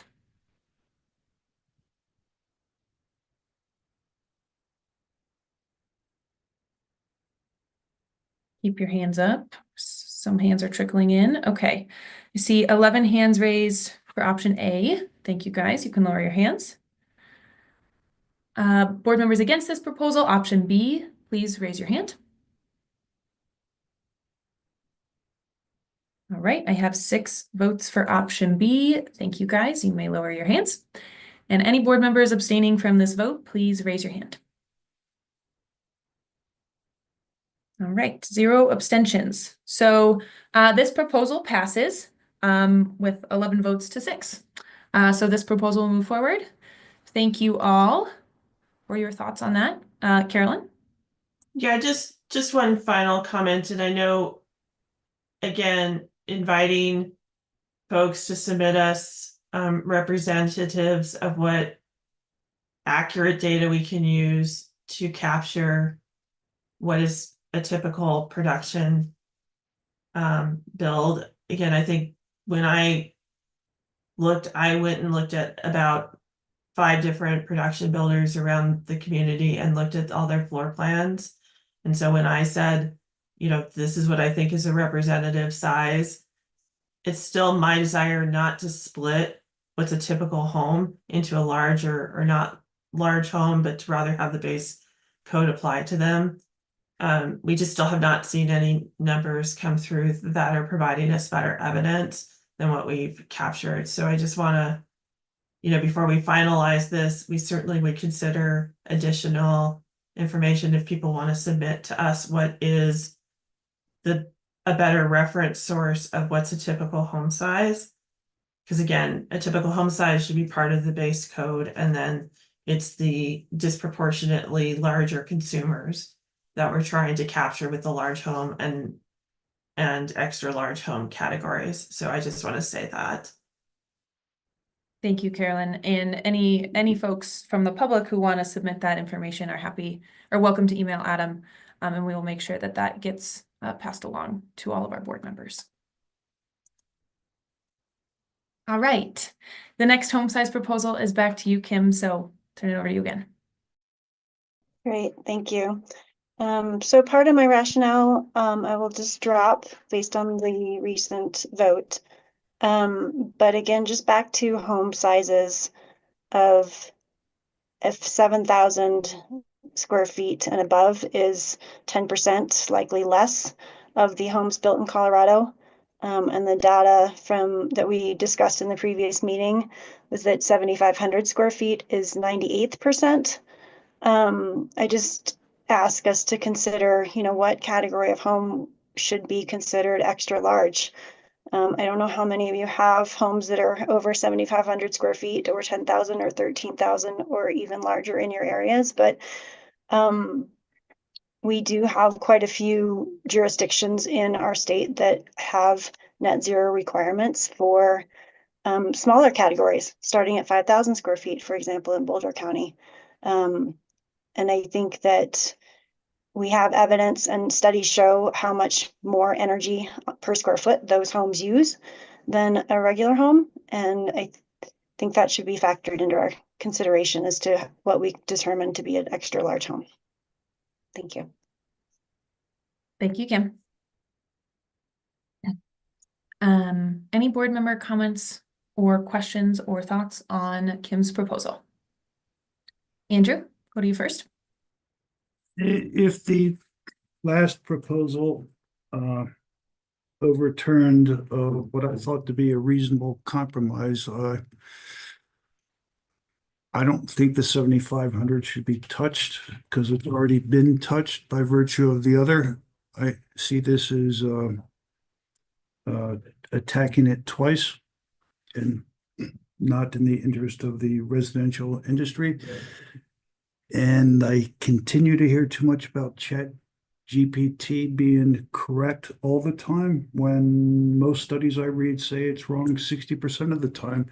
And I've tried to personally offer actual data on a above grade plane square footage by percentage to the board. But thank you. Thank you, Andrew. And I do just want to state that, yes, Andrew is correct, and recall as a board that with the change in that the board just voted on in the last vote, that 100% of the conditioned floor area would be captured in the proposal to change from 7,500 square feet to 7,000 square feet in this proposal. Okay, I'm not seeing any other hand. Oh, Elizabeth. I was just going to echo Andrew's opinion that ChatGPT is not an acceptable resource for me without seeing the resource where that comes from. Thank you. Thanks, Elizabeth. Yeah, and I'll just flag the same issue I noted before, that we're still blending finished floor area above grade and total conditioned space in the resources that ChatGPT is using to come to its conclusion. So it's like even real estate resources are sometimes showing total floor area and sometimes just above grade. And so the inherent underlying data sources it's using are flawed and mixed. And so those numbers are a little bit challenging. So just wanted to support that. Again, it's really tough to conclude from kind of that broad reaching data what the right number should be. So I think it's helpful for us to look at specific floor plans and product and builds to make sure we're hitting the right numbers. Thanks, Carolyn. Kim, you had your hand up for a moment. Did you want to respond or anything else? Yeah, I'll just recognize that I understand and recognize that ChatGPT is not necessarily the best resource. I am open to and welcome any better resources. I just use that because that's what had been referenced in our previous discussion.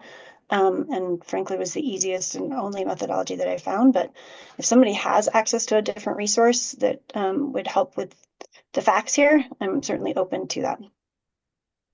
And I just want to quickly remind the board that Lotus did do a lot of research related to home size and shared with the board a memo that summarized all of the different home size thresholds based on the different databases. It includes very accurate assumptions of what's in each database. And so I'm happy to re-forward that to the board following this meeting. But we did sort of do our due diligence to pull from data that we knew we had. And so that resource is available on the drive and you all have access to it.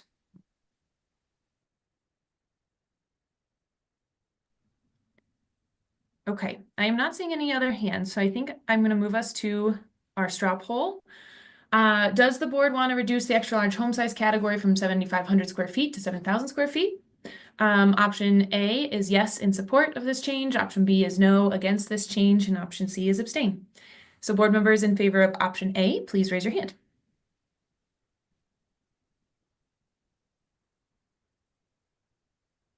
Keep your hands up. Okay, I have 7 votes. Oh, sorry. Keep your hands up. 8 hands for option A. Thank you, guys. You can lower your hands. Board members that would like to vote for option B, please raise your hand. All right, we have 8 votes for option B. Thank you, guys. You can lower your hand. And any board member that would like to abstain, please raise your hand. Okay, 0 abstentions. So I believe in a dead tie, that means the proposal does not pass. So thank you, Kim, for your proposal. We'll move on to proposal 20. All right, Dan, this one is yours, so I will turn it over to you. Thanks, Kim.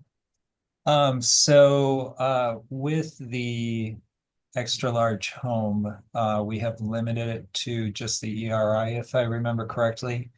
And so my proposal would be to add flexibility back in and to allow for prescriptive and simulated paths, which would then affect some of the tables that we have that are part of, oh, there, it looks like the text, so, okay, yeah, that you're showing there. Is there text overlapping there, I think?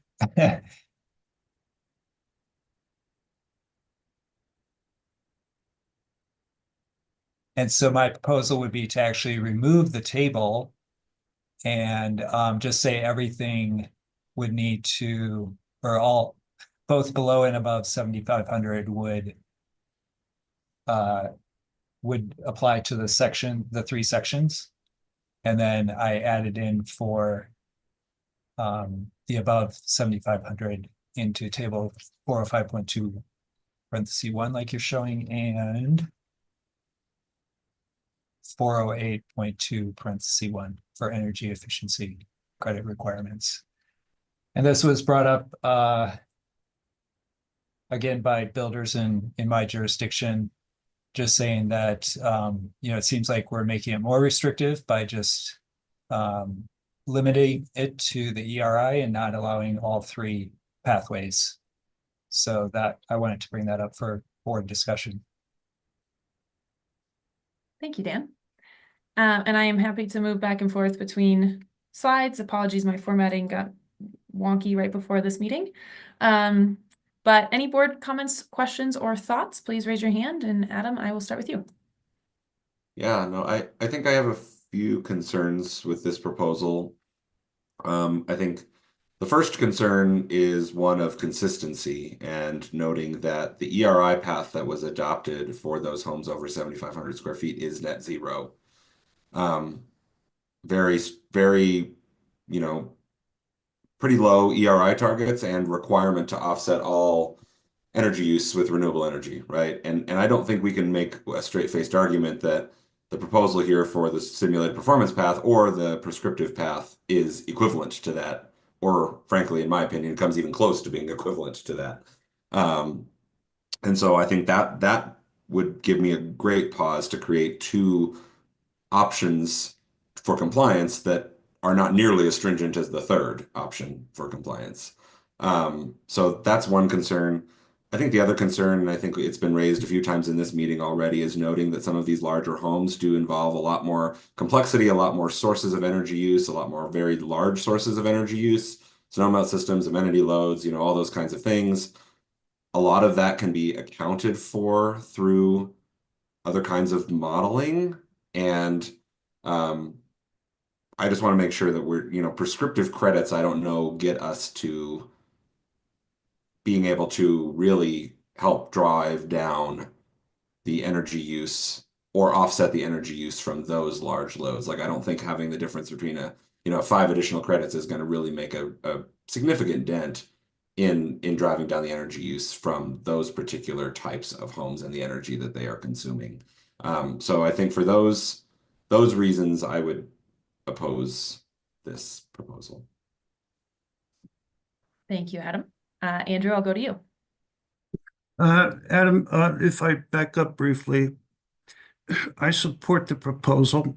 It is not the sole intent or the primary intent of this table to show, based upon the conditioned floor area, what additional credits will be required, but not to wholly undo and impair the prescriptive, the performance, and the ERI path methodology. It seems inherently unfair that a large home should be prohibited from a compliance pathway that is otherwise permitted. And I don't know if that's permitted under the statute, that it can even be done that way. But am I wrong? Is that the sole intent of the table, is the additional credits required based upon conditioned floor area? That's what the R408, the modification to this R408 table would do, yes, is it would just require those homes to have 5 more credits than the large home category and 15 more than the base code. And I think reiterating my concern that requiring a few additional credits does not get at the reason why those large homes use disproportionately higher rates of energy. It's not doing anything to offset the snowmelt systems or the pools or the spas or the entertainment systems or all the other things that, these properties are using by and large in homes of this size. Having some additional efficiency requirements is not really addressing those amenity loads at all.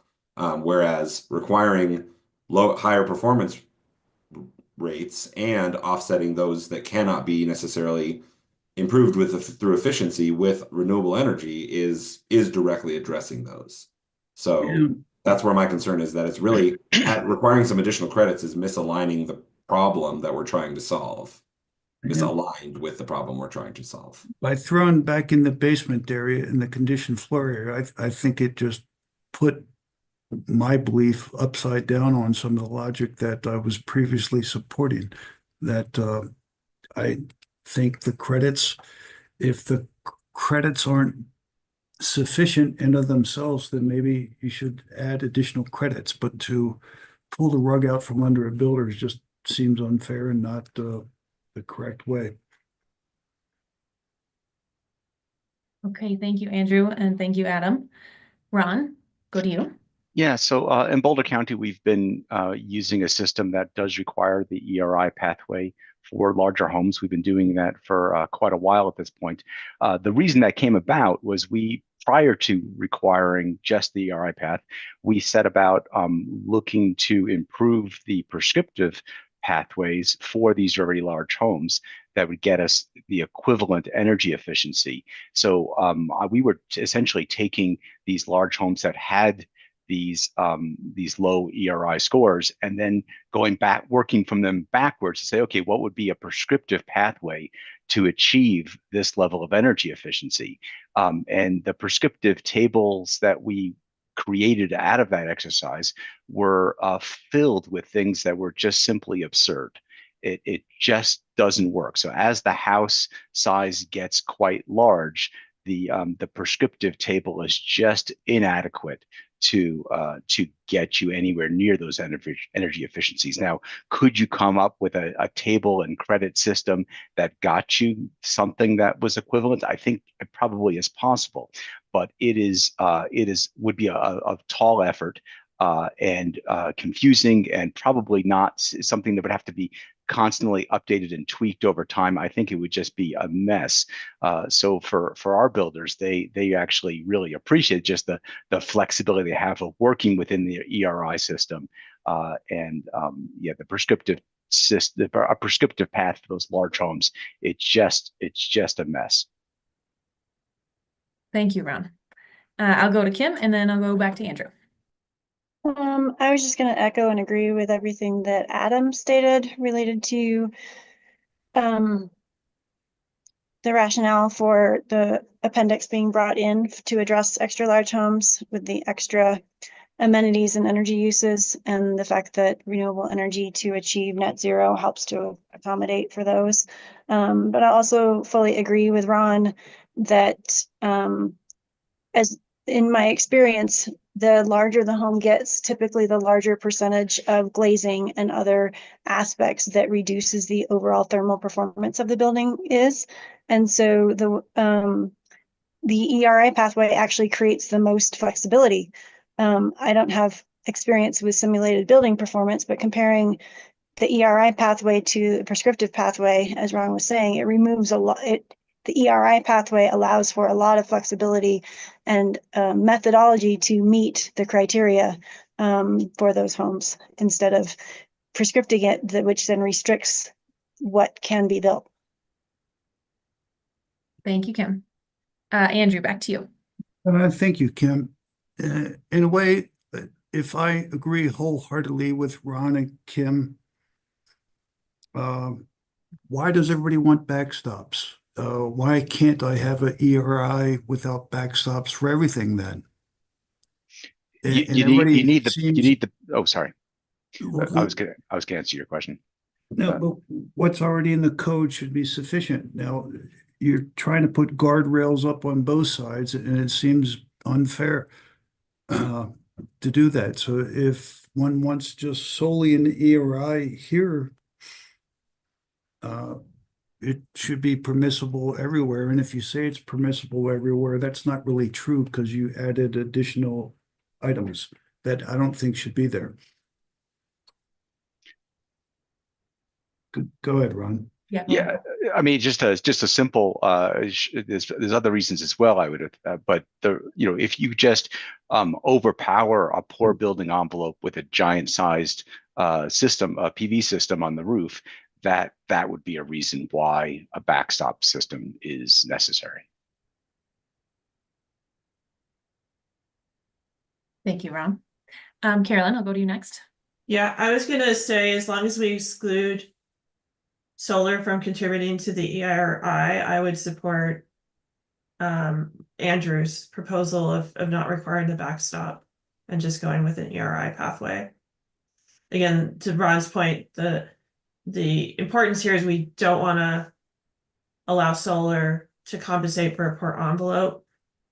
But once you remove the solar, I think we've certainly found creating flexibility to be very helpful in the ERI pathway. And I'll just note that within the pathway already, solar cannot contribute to getting those 42 ERI scores of 42. Solar only can contribute beyond the 42 to get you to 0. Yeah, so I would be comfortable with just having to hit the ERI without the backstop. Is it currently permissible that way, Adam? I would have to go verify. I believe the backstop still exists in Appendix RC, which is what we are referencing. Because it references the other, it references section R406.3, which references the building thermal envelope backstop. So can I propose, or Carolyn propose, something along that discussion that we are having? So I guess we may want to turn it back to Dan, because this is your original proposal, Dan, and I don't want to take it too far off your original intent. So Dan, if you want to jump in and share your thoughts, and if you like the direction Andrew and Carolyn are moving, we can certainly adapt this proposal. Yeah, I like the direction that Carolyn and Andrew are taking it. Okay. And I just wanted to make one other comment that I just realized I had in my rationale is if there's only the ARI pathway, then the builders had brought up the comment that you would have to have a third-party consultant to do that. And so that was a concern as well, as opposed to having something where you could potentially do prescriptive or simulated. And so I wanted to see if that's true or not, but that was one of the comments. Thanks. Yeah, I mean, you do need a qualified rater to do the ERI. But again, I think we're talking about the very large homes in this case. And just to be clear, I agree with all the points Adam made about the issues with moving away from just the ERI pathway. And so I'm just advocating for maximizing the flexibility within what is a really stringent ERI target by not specifying the backstop and allowing that flexibility.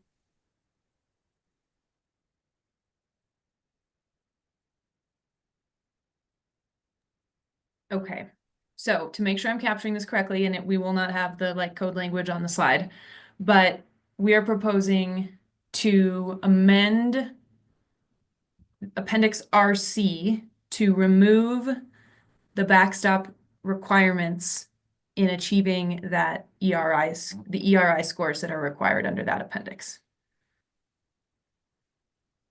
I believe that's correct. Okay. I'm going to change this so there is something on the side. Amend Appendix RC to remove the backstop requirements. I think we said they were reference. Okay. In R406.3. When complying with the ERI scores in this appendix. Okay. If that looks correct, Dan, just confirming that this is an okay amendment for sort of changing the vote to be focused on this rather than your original intent. And if I get the green light from you, we can move forward to that vote. Yeah, I'm just a little confused by the very last part you wrote, when complying with the ERI scores in this appendix. I'm mostly trying to say, like, when removing the backstop requirements, when you're achieving the 42 and the 0 or whatever the ERI scores in Appendix RCR. And I'm happy to change this language. I'm not the best on the fly always. And is this going to apply just to the extra large homes then, or are we removing those completely, I guess is the question. I think that this would just apply to the extra large homes. Okay. So as it applies to XL homes. I can just maybe cut this back part of the sentence, Dan, if that's tripping you up, this part. Yeah, I think that works. Okay. Okay. Kim and then Andrew.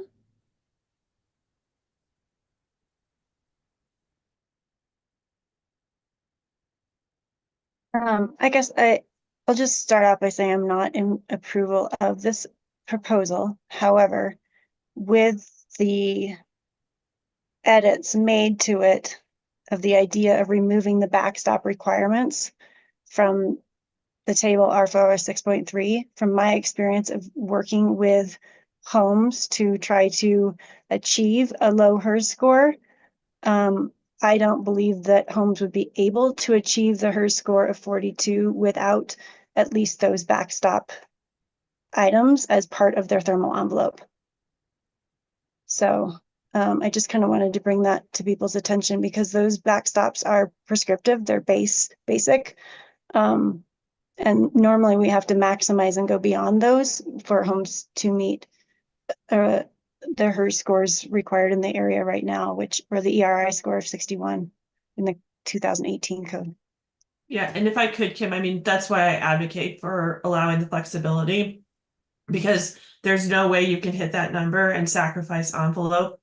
But if, for example, you want to give up a little bit on somewhere else, I think you're always going to get the envelope with allowing flexibility. And so that's why I was advocating for it, as well as just rather than also having to check and make sure the prescriptive components were met. We know you cannot sacrifice envelope and hit a 42. There's just no way. Okay, that helps explain the reasoning. Thanks. Mm-hmm. Thanks, Kim. Thanks, Carolyn. Andrew and then Ron. Yes, Kim, thank you. I think consistent with at least my discussion and potentially Carolyn's also, I think this proposal should be modified to apply to all homes and should permit upon a consensus belief that it's extremely hard to hit some of the recommended ERIs without consciously having to address the building envelope, but to remove the backstops permits people some opportunity to explore different scenarios that they otherwise would not be permitted. And if the real basis is to prohibit solar in that equation, if that's the largest and primary fear, then I don't think that's a concern anymore. But thank you. Thank you, Andrew.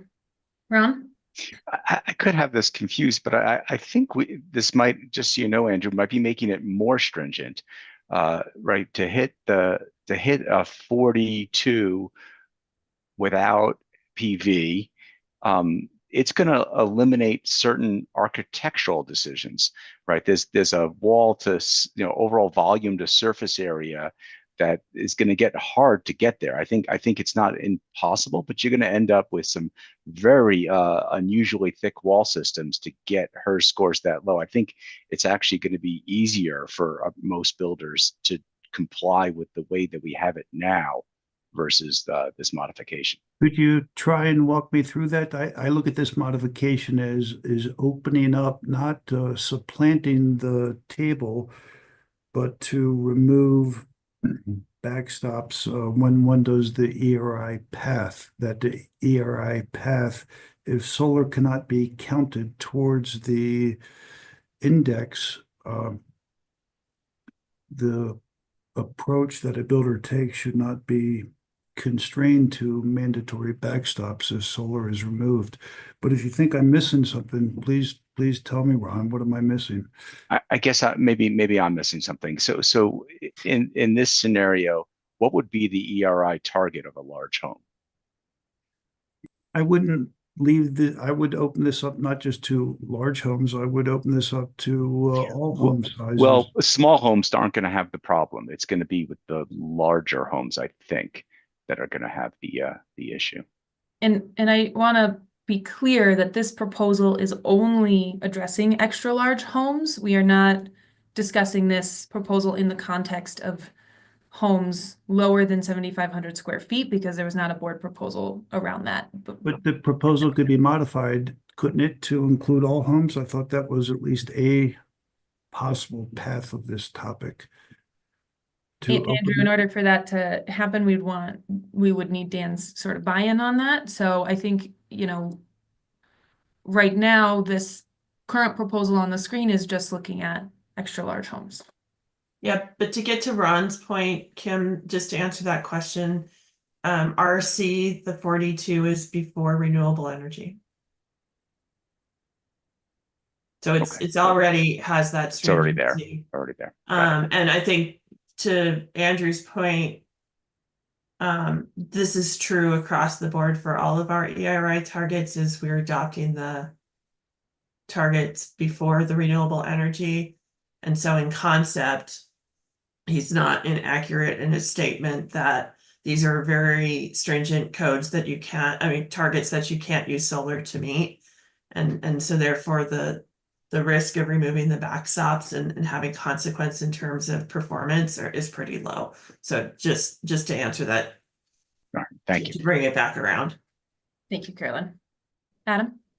I guess I'm also struggling to wonder, and I think to Ron's point about the difficulty to achieve it is, are we going to be is there any chance that you would achieve a 42 score prior to the use of solar or on-site renewable energy without at least achieving the backstop efficiency rate, right, levels of the backstop?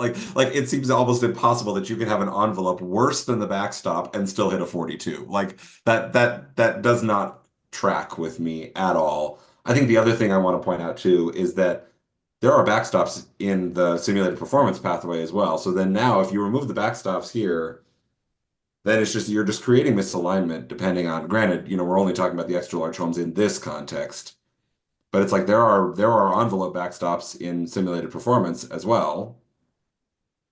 So. Well, I do think they need to be in simulated performance because it's just a percentage better across the board, but relative to the right. Yeah, they're appropriately placed in the simulated performance. The point with ERI is, you may do 10% better in wall, but 5% less in ceiling, and to hit the same number because you're using a certain architectural feature. But so just the net outcome in terms of energy performance is there, but you don't have to go through all the prescriptive details and set that documentation while also hitting the really challenging to meet target of 42, or you may go with a geothermal system because you can't quite hit the envelope, but the outcome's still quite good because you're really going to be close on the envelope. So that's where we've erred on the side of being more flexible and moving away from prescriptive in residential specifically. So I agree, Kim, it's not on the table to extend this to the other sections, but if Andrew wanted to bring back that proposal to a future round, it would be something that I'd certainly support, creating that flexibility around these really stringent targets across the board for anybody going through the ERI pathway. Is it feasible, Dan, if you were to consider that, is it feasible to open it up, Kim? If Dan were to suggest that, or no?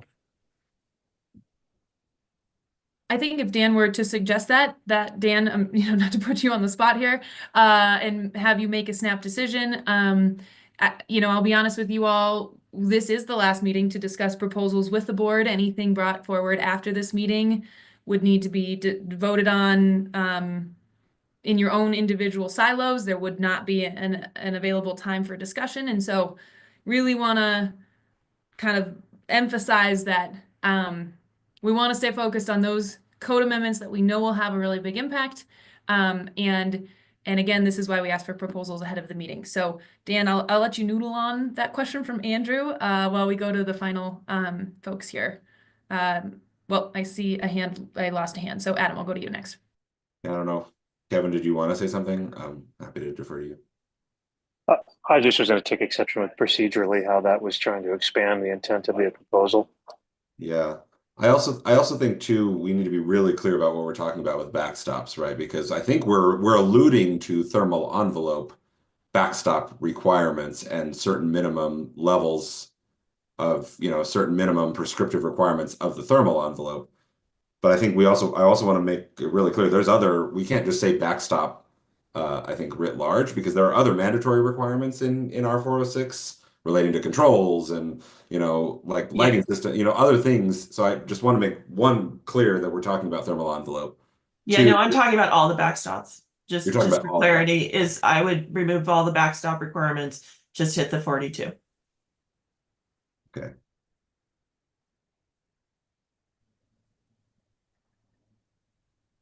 All right. So, Dan, I guess I'm going to circle back to you. How are you feeling about this proposal?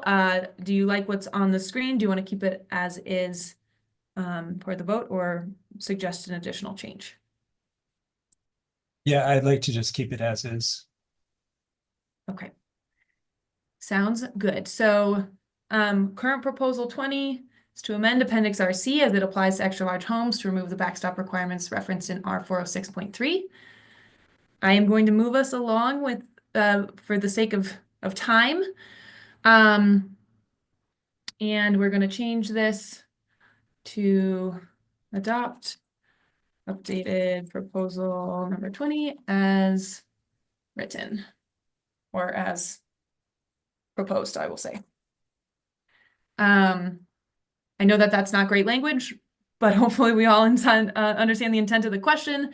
Does the board want to adopt updated proposal 20, which is on this slide? We just spent a long time looking at it. As proposed, option A is yes in support, option B is no against, and option C is abstain. Board members in favor of option A, please raise your hand.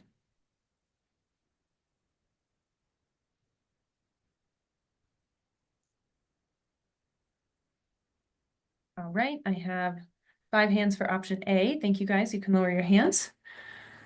Board members voting option B, please raise your hand.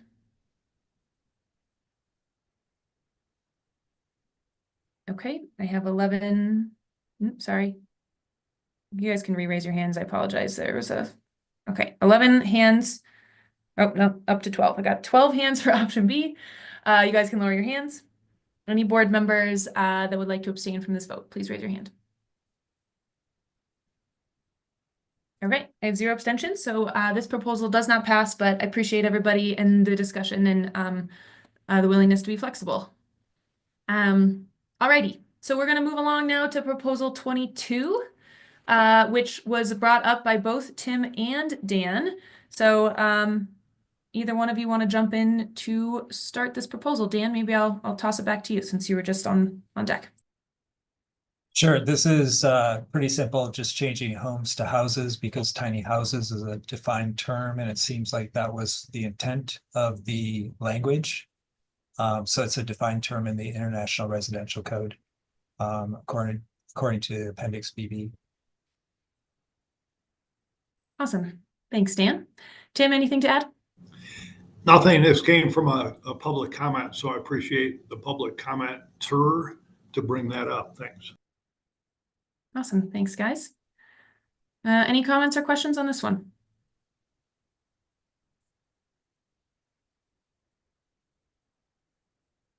All right. Oh, yeah, Ron, go for it. So I think both tiny houses and tiny homes are defined terms, and the distinction between them is one has uh, the bill of a frame that you can put wheels on, and one does not. But they're both defined terms, and they mean different things, and it's very confusing. No one remembers which one's which, but they both could be relevant. Well, to clarify that, in my this rationale, so to speak, is the tiny homes are what are regulated, and it's the definition by the Department of Housing. So I agree that those two terms are used all over the board. We're in the process of updating our municipal code to try to straighten all that out. So I think it's important that in the IECC that it's using the correct language that kicks you back to the IRC Appendix BB. I think in Colorado, I think we actually probably need to say tiny houses and tiny homes. Well, the state of Colorado Division of Housing regulates tiny homes and their energy code requirements. It regulates both of them. A local jurisdiction cannot supersede a tiny home nor a manufactured home. We are required to accept one of those with the state tag. We cannot supersede it. I thought the state was regulating both tiny houses and tiny homes. No. What if you, okay, so if you build a tiny home, it's on a chassis with wheels and it's 400 square feet or less. That's a new division, so subdivision. So you could build a manufactured tiny house if you chose in a factory, and then just like a manufactured home or a commercial building, and then it would still have to meet the energy code as adopted by the state, which is currently the 2021. This new code will be required to be adopted by the state by 2026 or 2028. I forget what it is. So you're correct that the state would cover both if it was built in a factory. But this IECC that we're talking about, or this low carbon code, will not apply to those if they're built in a factory and brought in and put on a engineered foundation.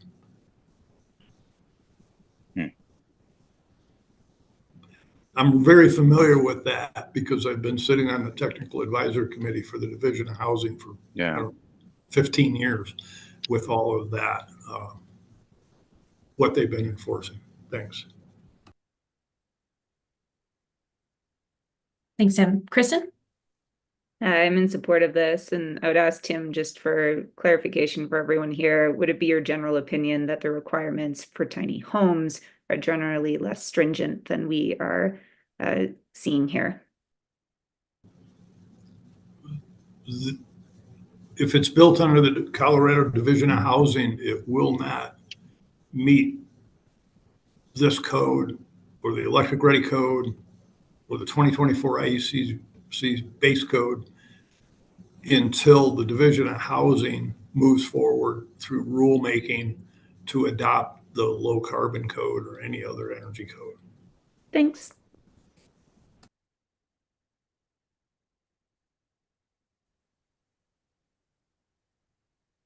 All right. Thank you both. Okay. Not seeing any other hands, I'm going to move us to, to a vote. So the question, does the board want to change tiny homes to tiny houses? Option A is yes in support, option B is no against, and option C is abstain. If you are in favor of this proposal, voting for option A, please raise your hand.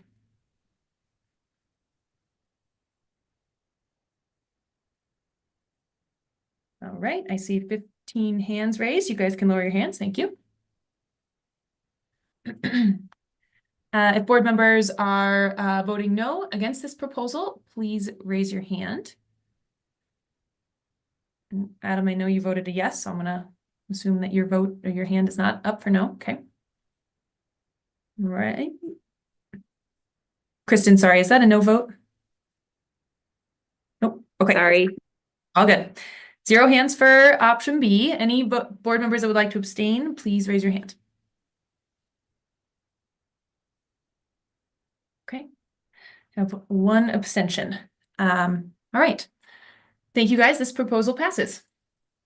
We will go on to the next, which is a proposal from Dan and Kim. Same proposal came from both. So, Dan, I'll just keep putting you on the spot first if you want to kick us off. Sure. Thank you. Yeah, we had approved this proposal in one of our board meetings, and it appears that the compliance with table 40, excuse me, R402.1.3 did not make it into the language. So it was, we would omit the unheated slab insulation where the remainder of the thermal envelope meets the requirements for the full insulation for the walls and ceiling and everything else.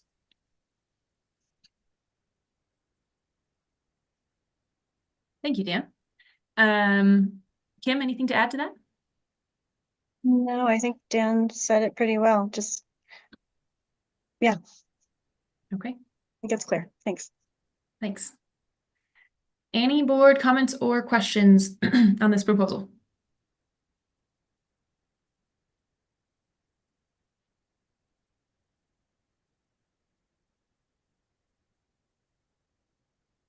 All right, that was my slow count of 5 and I saw no hands, so we'll jump to the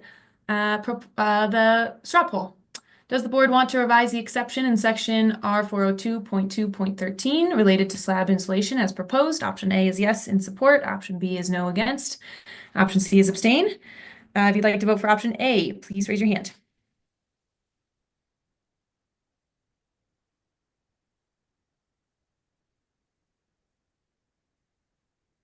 All right, I have 16 hands for option A. Thank you guys. You can lower your hands. Any board members that would like to vote option B, please raise your hand. All right, I have 1 vote for option B. Thank you. You can lower your hand. And any board members that would like to abstain, please raise your hand.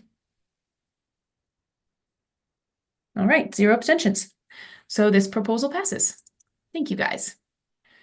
All right, Dan, just keep running it back. Over to you again. All right, thank you. This one was I believe a public comment, or came from, again, from the builders in our jurisdiction that use electrical resistance heat in certain situations as supplemental space heating. And so the proposal is to add an exception. And the rationale was, again, for things like a heated garage that we see quite often in our jurisdiction, a sales office in a model home, potentially a sunroom or a greenhouse or accessory workshops, things like that. And so the proposal is to allow for that under certain circumstances, as outlined in the exemption itself. Thank you, Dan. Board comments or questions? We'll start to take those. So Kristen, feel free to jump in. We already have a provision that allows for backup heat. So I do think that supplemental heat, to the extent that it's backup heat, is already exempted to a fairly substantial limit. And, I just got to ask, for something that's this small, why couldn't they just use a plug-in space heater? I mean, 1 kilowatt's pretty darn tiny. Why would you need an exception in code? Thanks, Kristen. Caroline, do you want to jump in? Yeah, I think Kristen got it. My question as well is just trying to fully understand the basis of the number and whether this fit within our current allowance, or is it really more like a plug load kind of a heater anyway?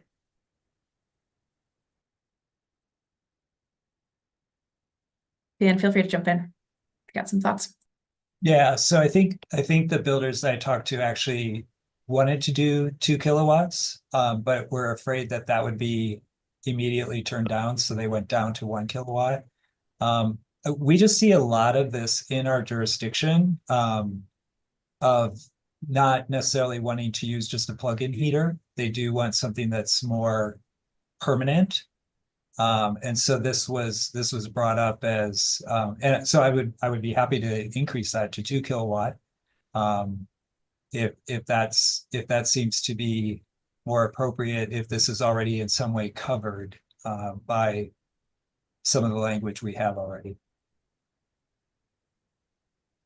Is the concern here to the point that was made that, let's say you did a single room sunroom or garage with electric resistance, that it might not meet the definition of backup in that context? Yeah, I think that's the concern.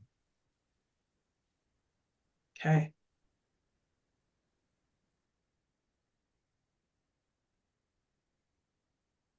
I don't have a solution. I just wanted to understand that nuance. Yeah. Kim? I'm curious whether by allowing for this supplemental space heating versus the other option might be a plug-in type of load, whether that supplemental space heating would more likely be on a thermostat versus frequently plugins. At least mine that I have dials for control, but there's no like thermostatic control. So I'm wondering if that might, I'm just curious if anybody has any insights on whether that would be another reason to allow for this. Dan, feel free to jump in. I saw you had unmuted if you had a response to Kim, and then we can go to John.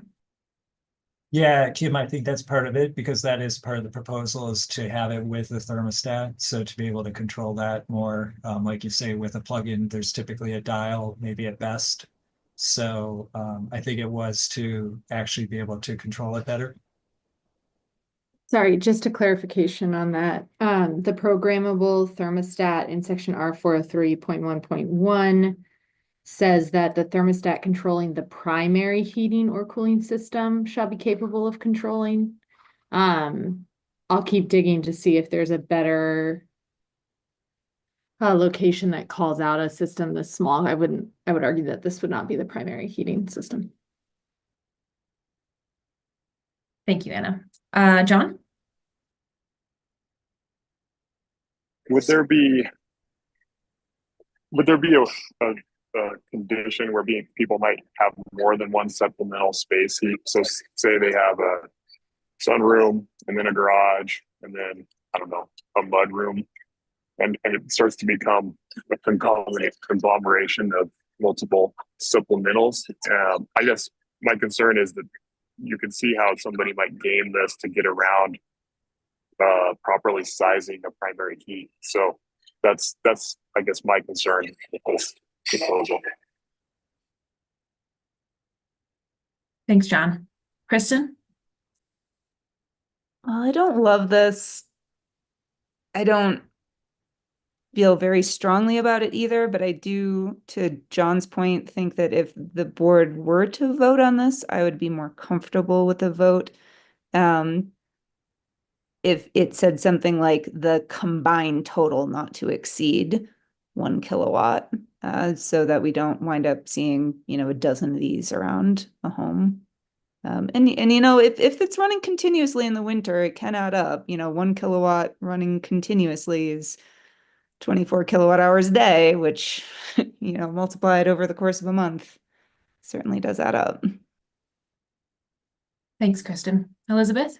Oh, Anna, I'm sorry. Sorry, another clarification. So there is a line that says not less than one thermostat shall be provided for each separate heating and cooling system. So I would argue that if this is permanently installed, it would be required to have a thermostat. That's helpful. Thank you, Hannah. Elizabeth. Yeah, I don't love the idea of this either. I think I'd be more comfortable if it's for spaces that don't already have cooling, because otherwise, in theory, um, the heating systems should be designed, properly to meet the loads and should account for, stack effects of stairways and things like that, and should be zoned appropriately, et cetera, et cetera.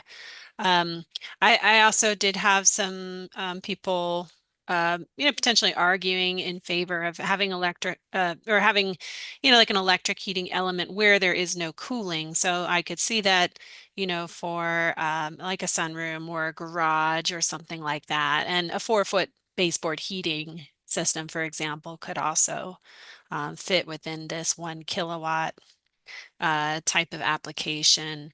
I don't think we can justify it as supplemental heating within the space when a heat pump can still serve those spaces. I'd also suggest we remove the word supplemental space heating since we have the supplementary heat definition as something that is kind of in conjunction with a heat pump. Um, I don't know if there's a better way to phrase that, but I would No, suggest a that's different word exactly what I there. was referring to, that we already have a definition that this could be easily confused with. I Yeah, totally so, agree. I think if you just delete the supplemental word, electric resistance used for space heating, the end. However, then the board decides to implement that. Anyway, those are my thoughts. Thank you. Thanks, Elizabeth.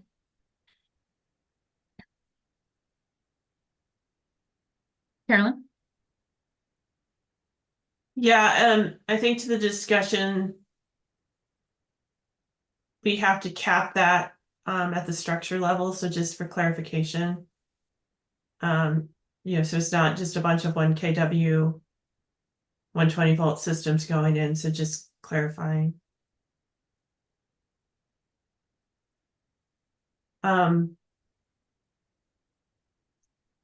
Dan brought up this idea of model homes or temporary offices. And so, I think if that's legitimately one of the concerns where you actually aren't necessarily having supplemental to the main structure because you've built a temporary space in a garage area in a model home.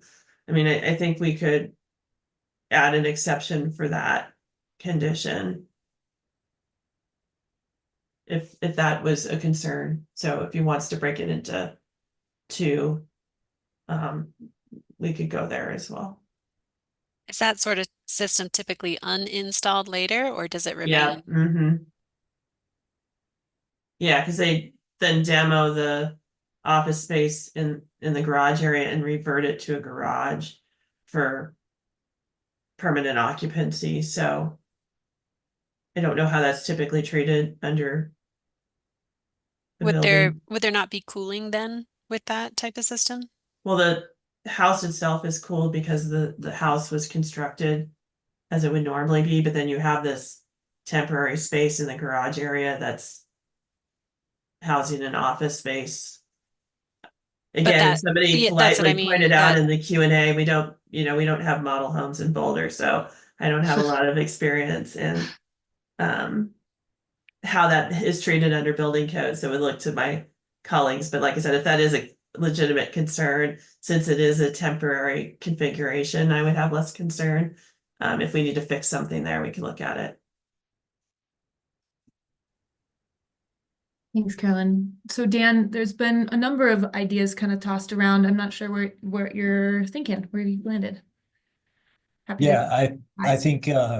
think removing supplemental would be fine, and I think probably capping it if there's good wording for that, maybe a total.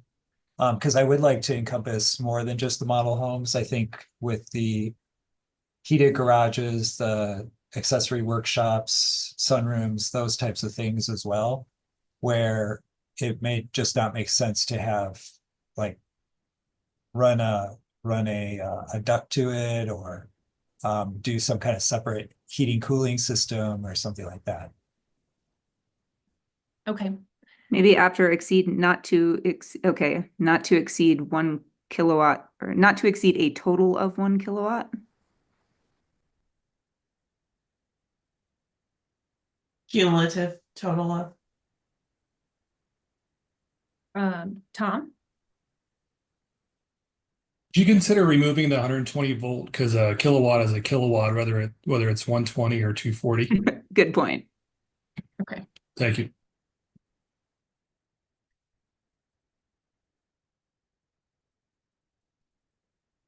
So currently reads electric resistance heating used for space heating not to exceed a cumulative total of 1 kilowatt with thermostat and fan.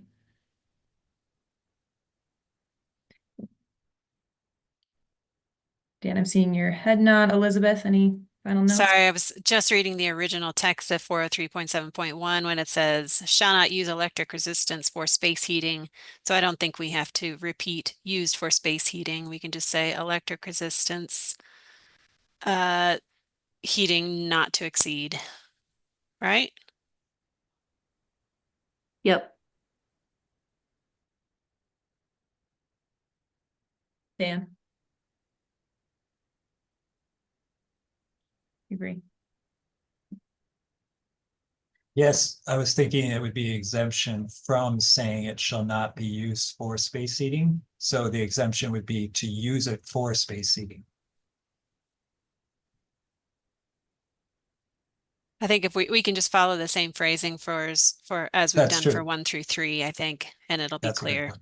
Yeah, that's a good point. Okay. If this looks good, I think we can go ahead and move to our vote. Dan, final sign off. Does this look good to you? Cool. All right. So sorry, could we add just one more thing? Is that intended to be per dwelling unit or for the building? I know It's we on- tend to think in terms of single dwelling units, but let's consider multifamily here as well. This only applies to detached 1 and 2 family dwellings. Oh, you're right. Thank you. Then in townhomes, I guess I would still have the same question that this is all per dwelling unit.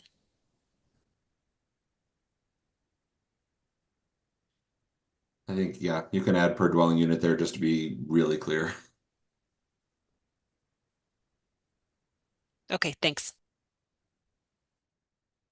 Tim?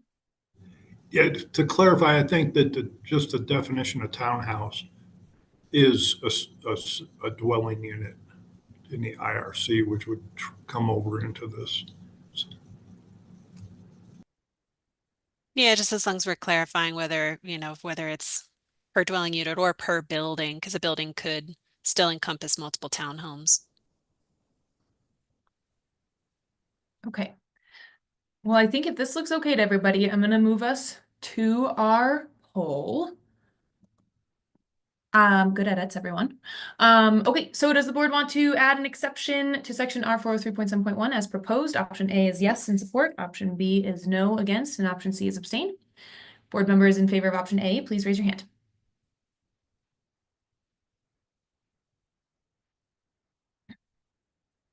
Right, I have 14 hands in support. Thank you, guys. You can lower your hands. Board members against this proposal, option B, please raise your hand.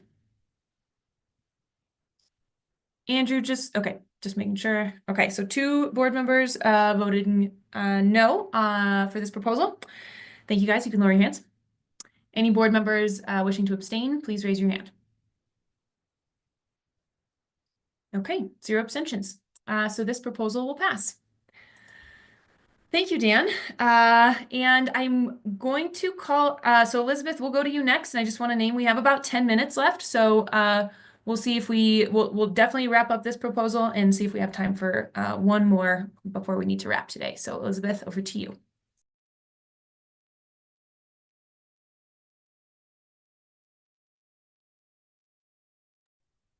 And Elizabeth looks frozen on my end.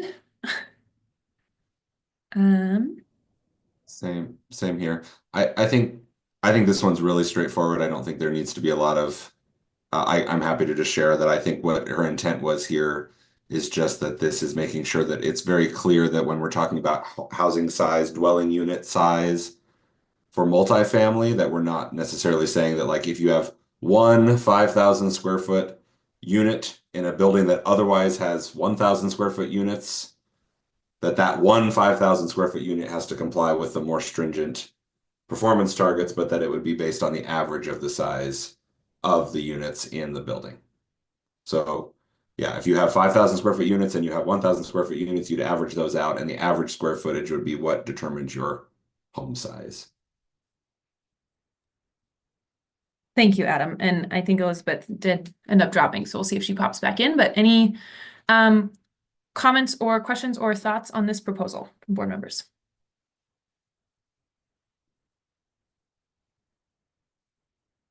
Carolyn? Yeah, using your weird example, Adam, is there some thought for limiting it provided the largest is not more than X% larger than the average or something? I mean, it's not my proposal, so I don't know that I could say that there's thought to that. I think if the board wants to consider that, that's up to you all. I think the only example where I can really think where you'd have that stark of a difference is probably like a bunch of multifamily units with like a penthouse on the the top floor or something of that nature. So I don't know what the realistic limit would be. And I also don't know how you would then differentiate, if that makes sense. I mean, I guess especially if you get into like that net zero category, right? Like it would be challenging, but not impossible to treat those units differently. Yeah,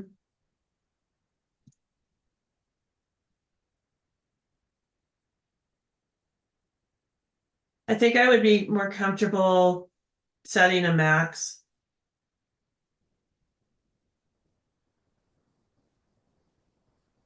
Hey, all, sorry, I'm back. My Zoom will no longer start on my computer, so I'm calling in from my phone. No worries. So Elizabeth, I just asked, so Adam used an example of, if you have one townhome that's 5,000 square feet and the rest are like 2,000, they don't have to be treated differently. It's the average.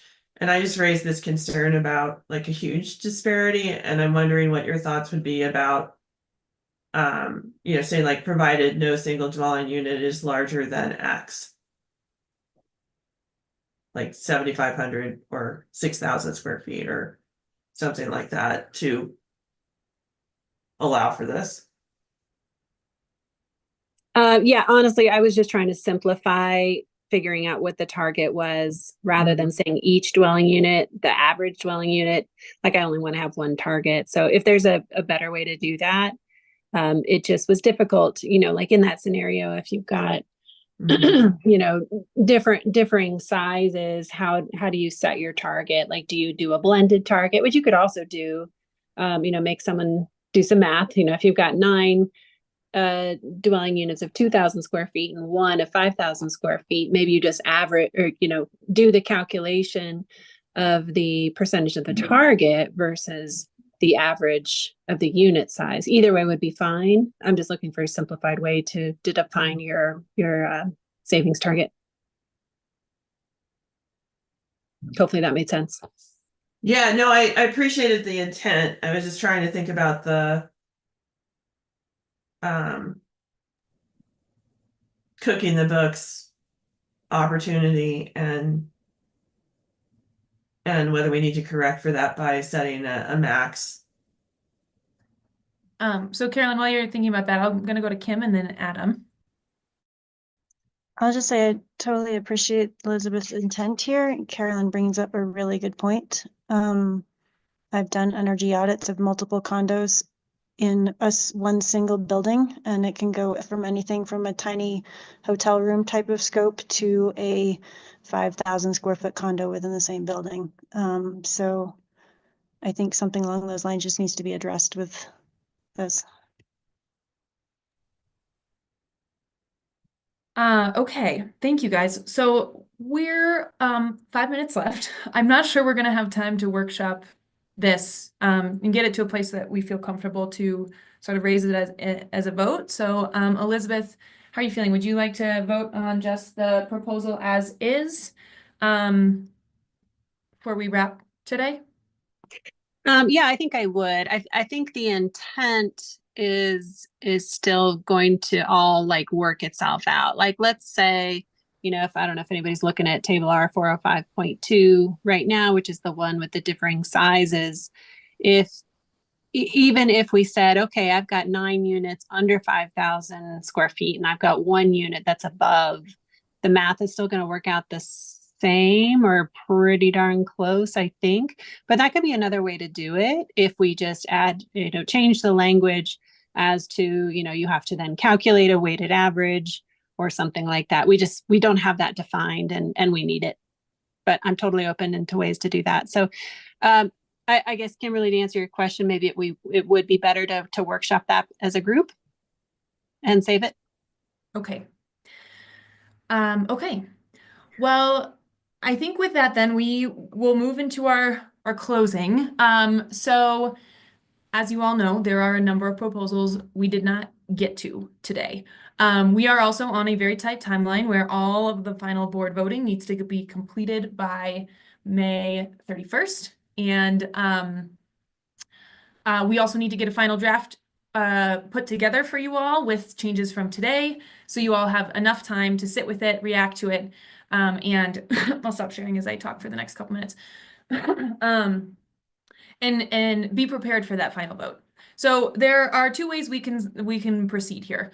I'm not going to offer to schedule another meeting unless the board feels very strongly that we all want to carve out time in our weeks this week. There are a lot of us to schedule around, so we may end up missing board members in that conversation, but we could certainly consider that if that was the need.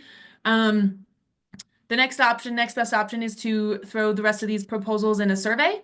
I will say we've had very low board participation in our surveys so far in this process. So if we went the survey route, I would really, we would need to put the time together to put the survey together and have you all have enough time to take it, which would likely push back the timeline on when we can get you the final code. Or we can sacrifice the remaining proposals and not discuss them. So I think your options are we sacrifice the proposals or you guys sacrifice the time you have to review the final code. Adam and I can be adaptable to make sure we're meeting the board's needs. We know this is crunch time. We also know there's a lot of proposals that didn't get discussed today. So with that in mind, maybe we just do a quick straw poll about this. If board members want to do a survey, we could do that. And maybe we'll see if folks want to raise their hand for that. Tim and Carolyn, do you guys have thoughts or ideas? I wanted to see if you wanted to put the option of scheduling another meeting on that list of straw polls. I think we could do that. Tim, did you have a comment? Yeah, just your best guess how many proposals we missed out on, talking about maybe how long of a meeting that may be.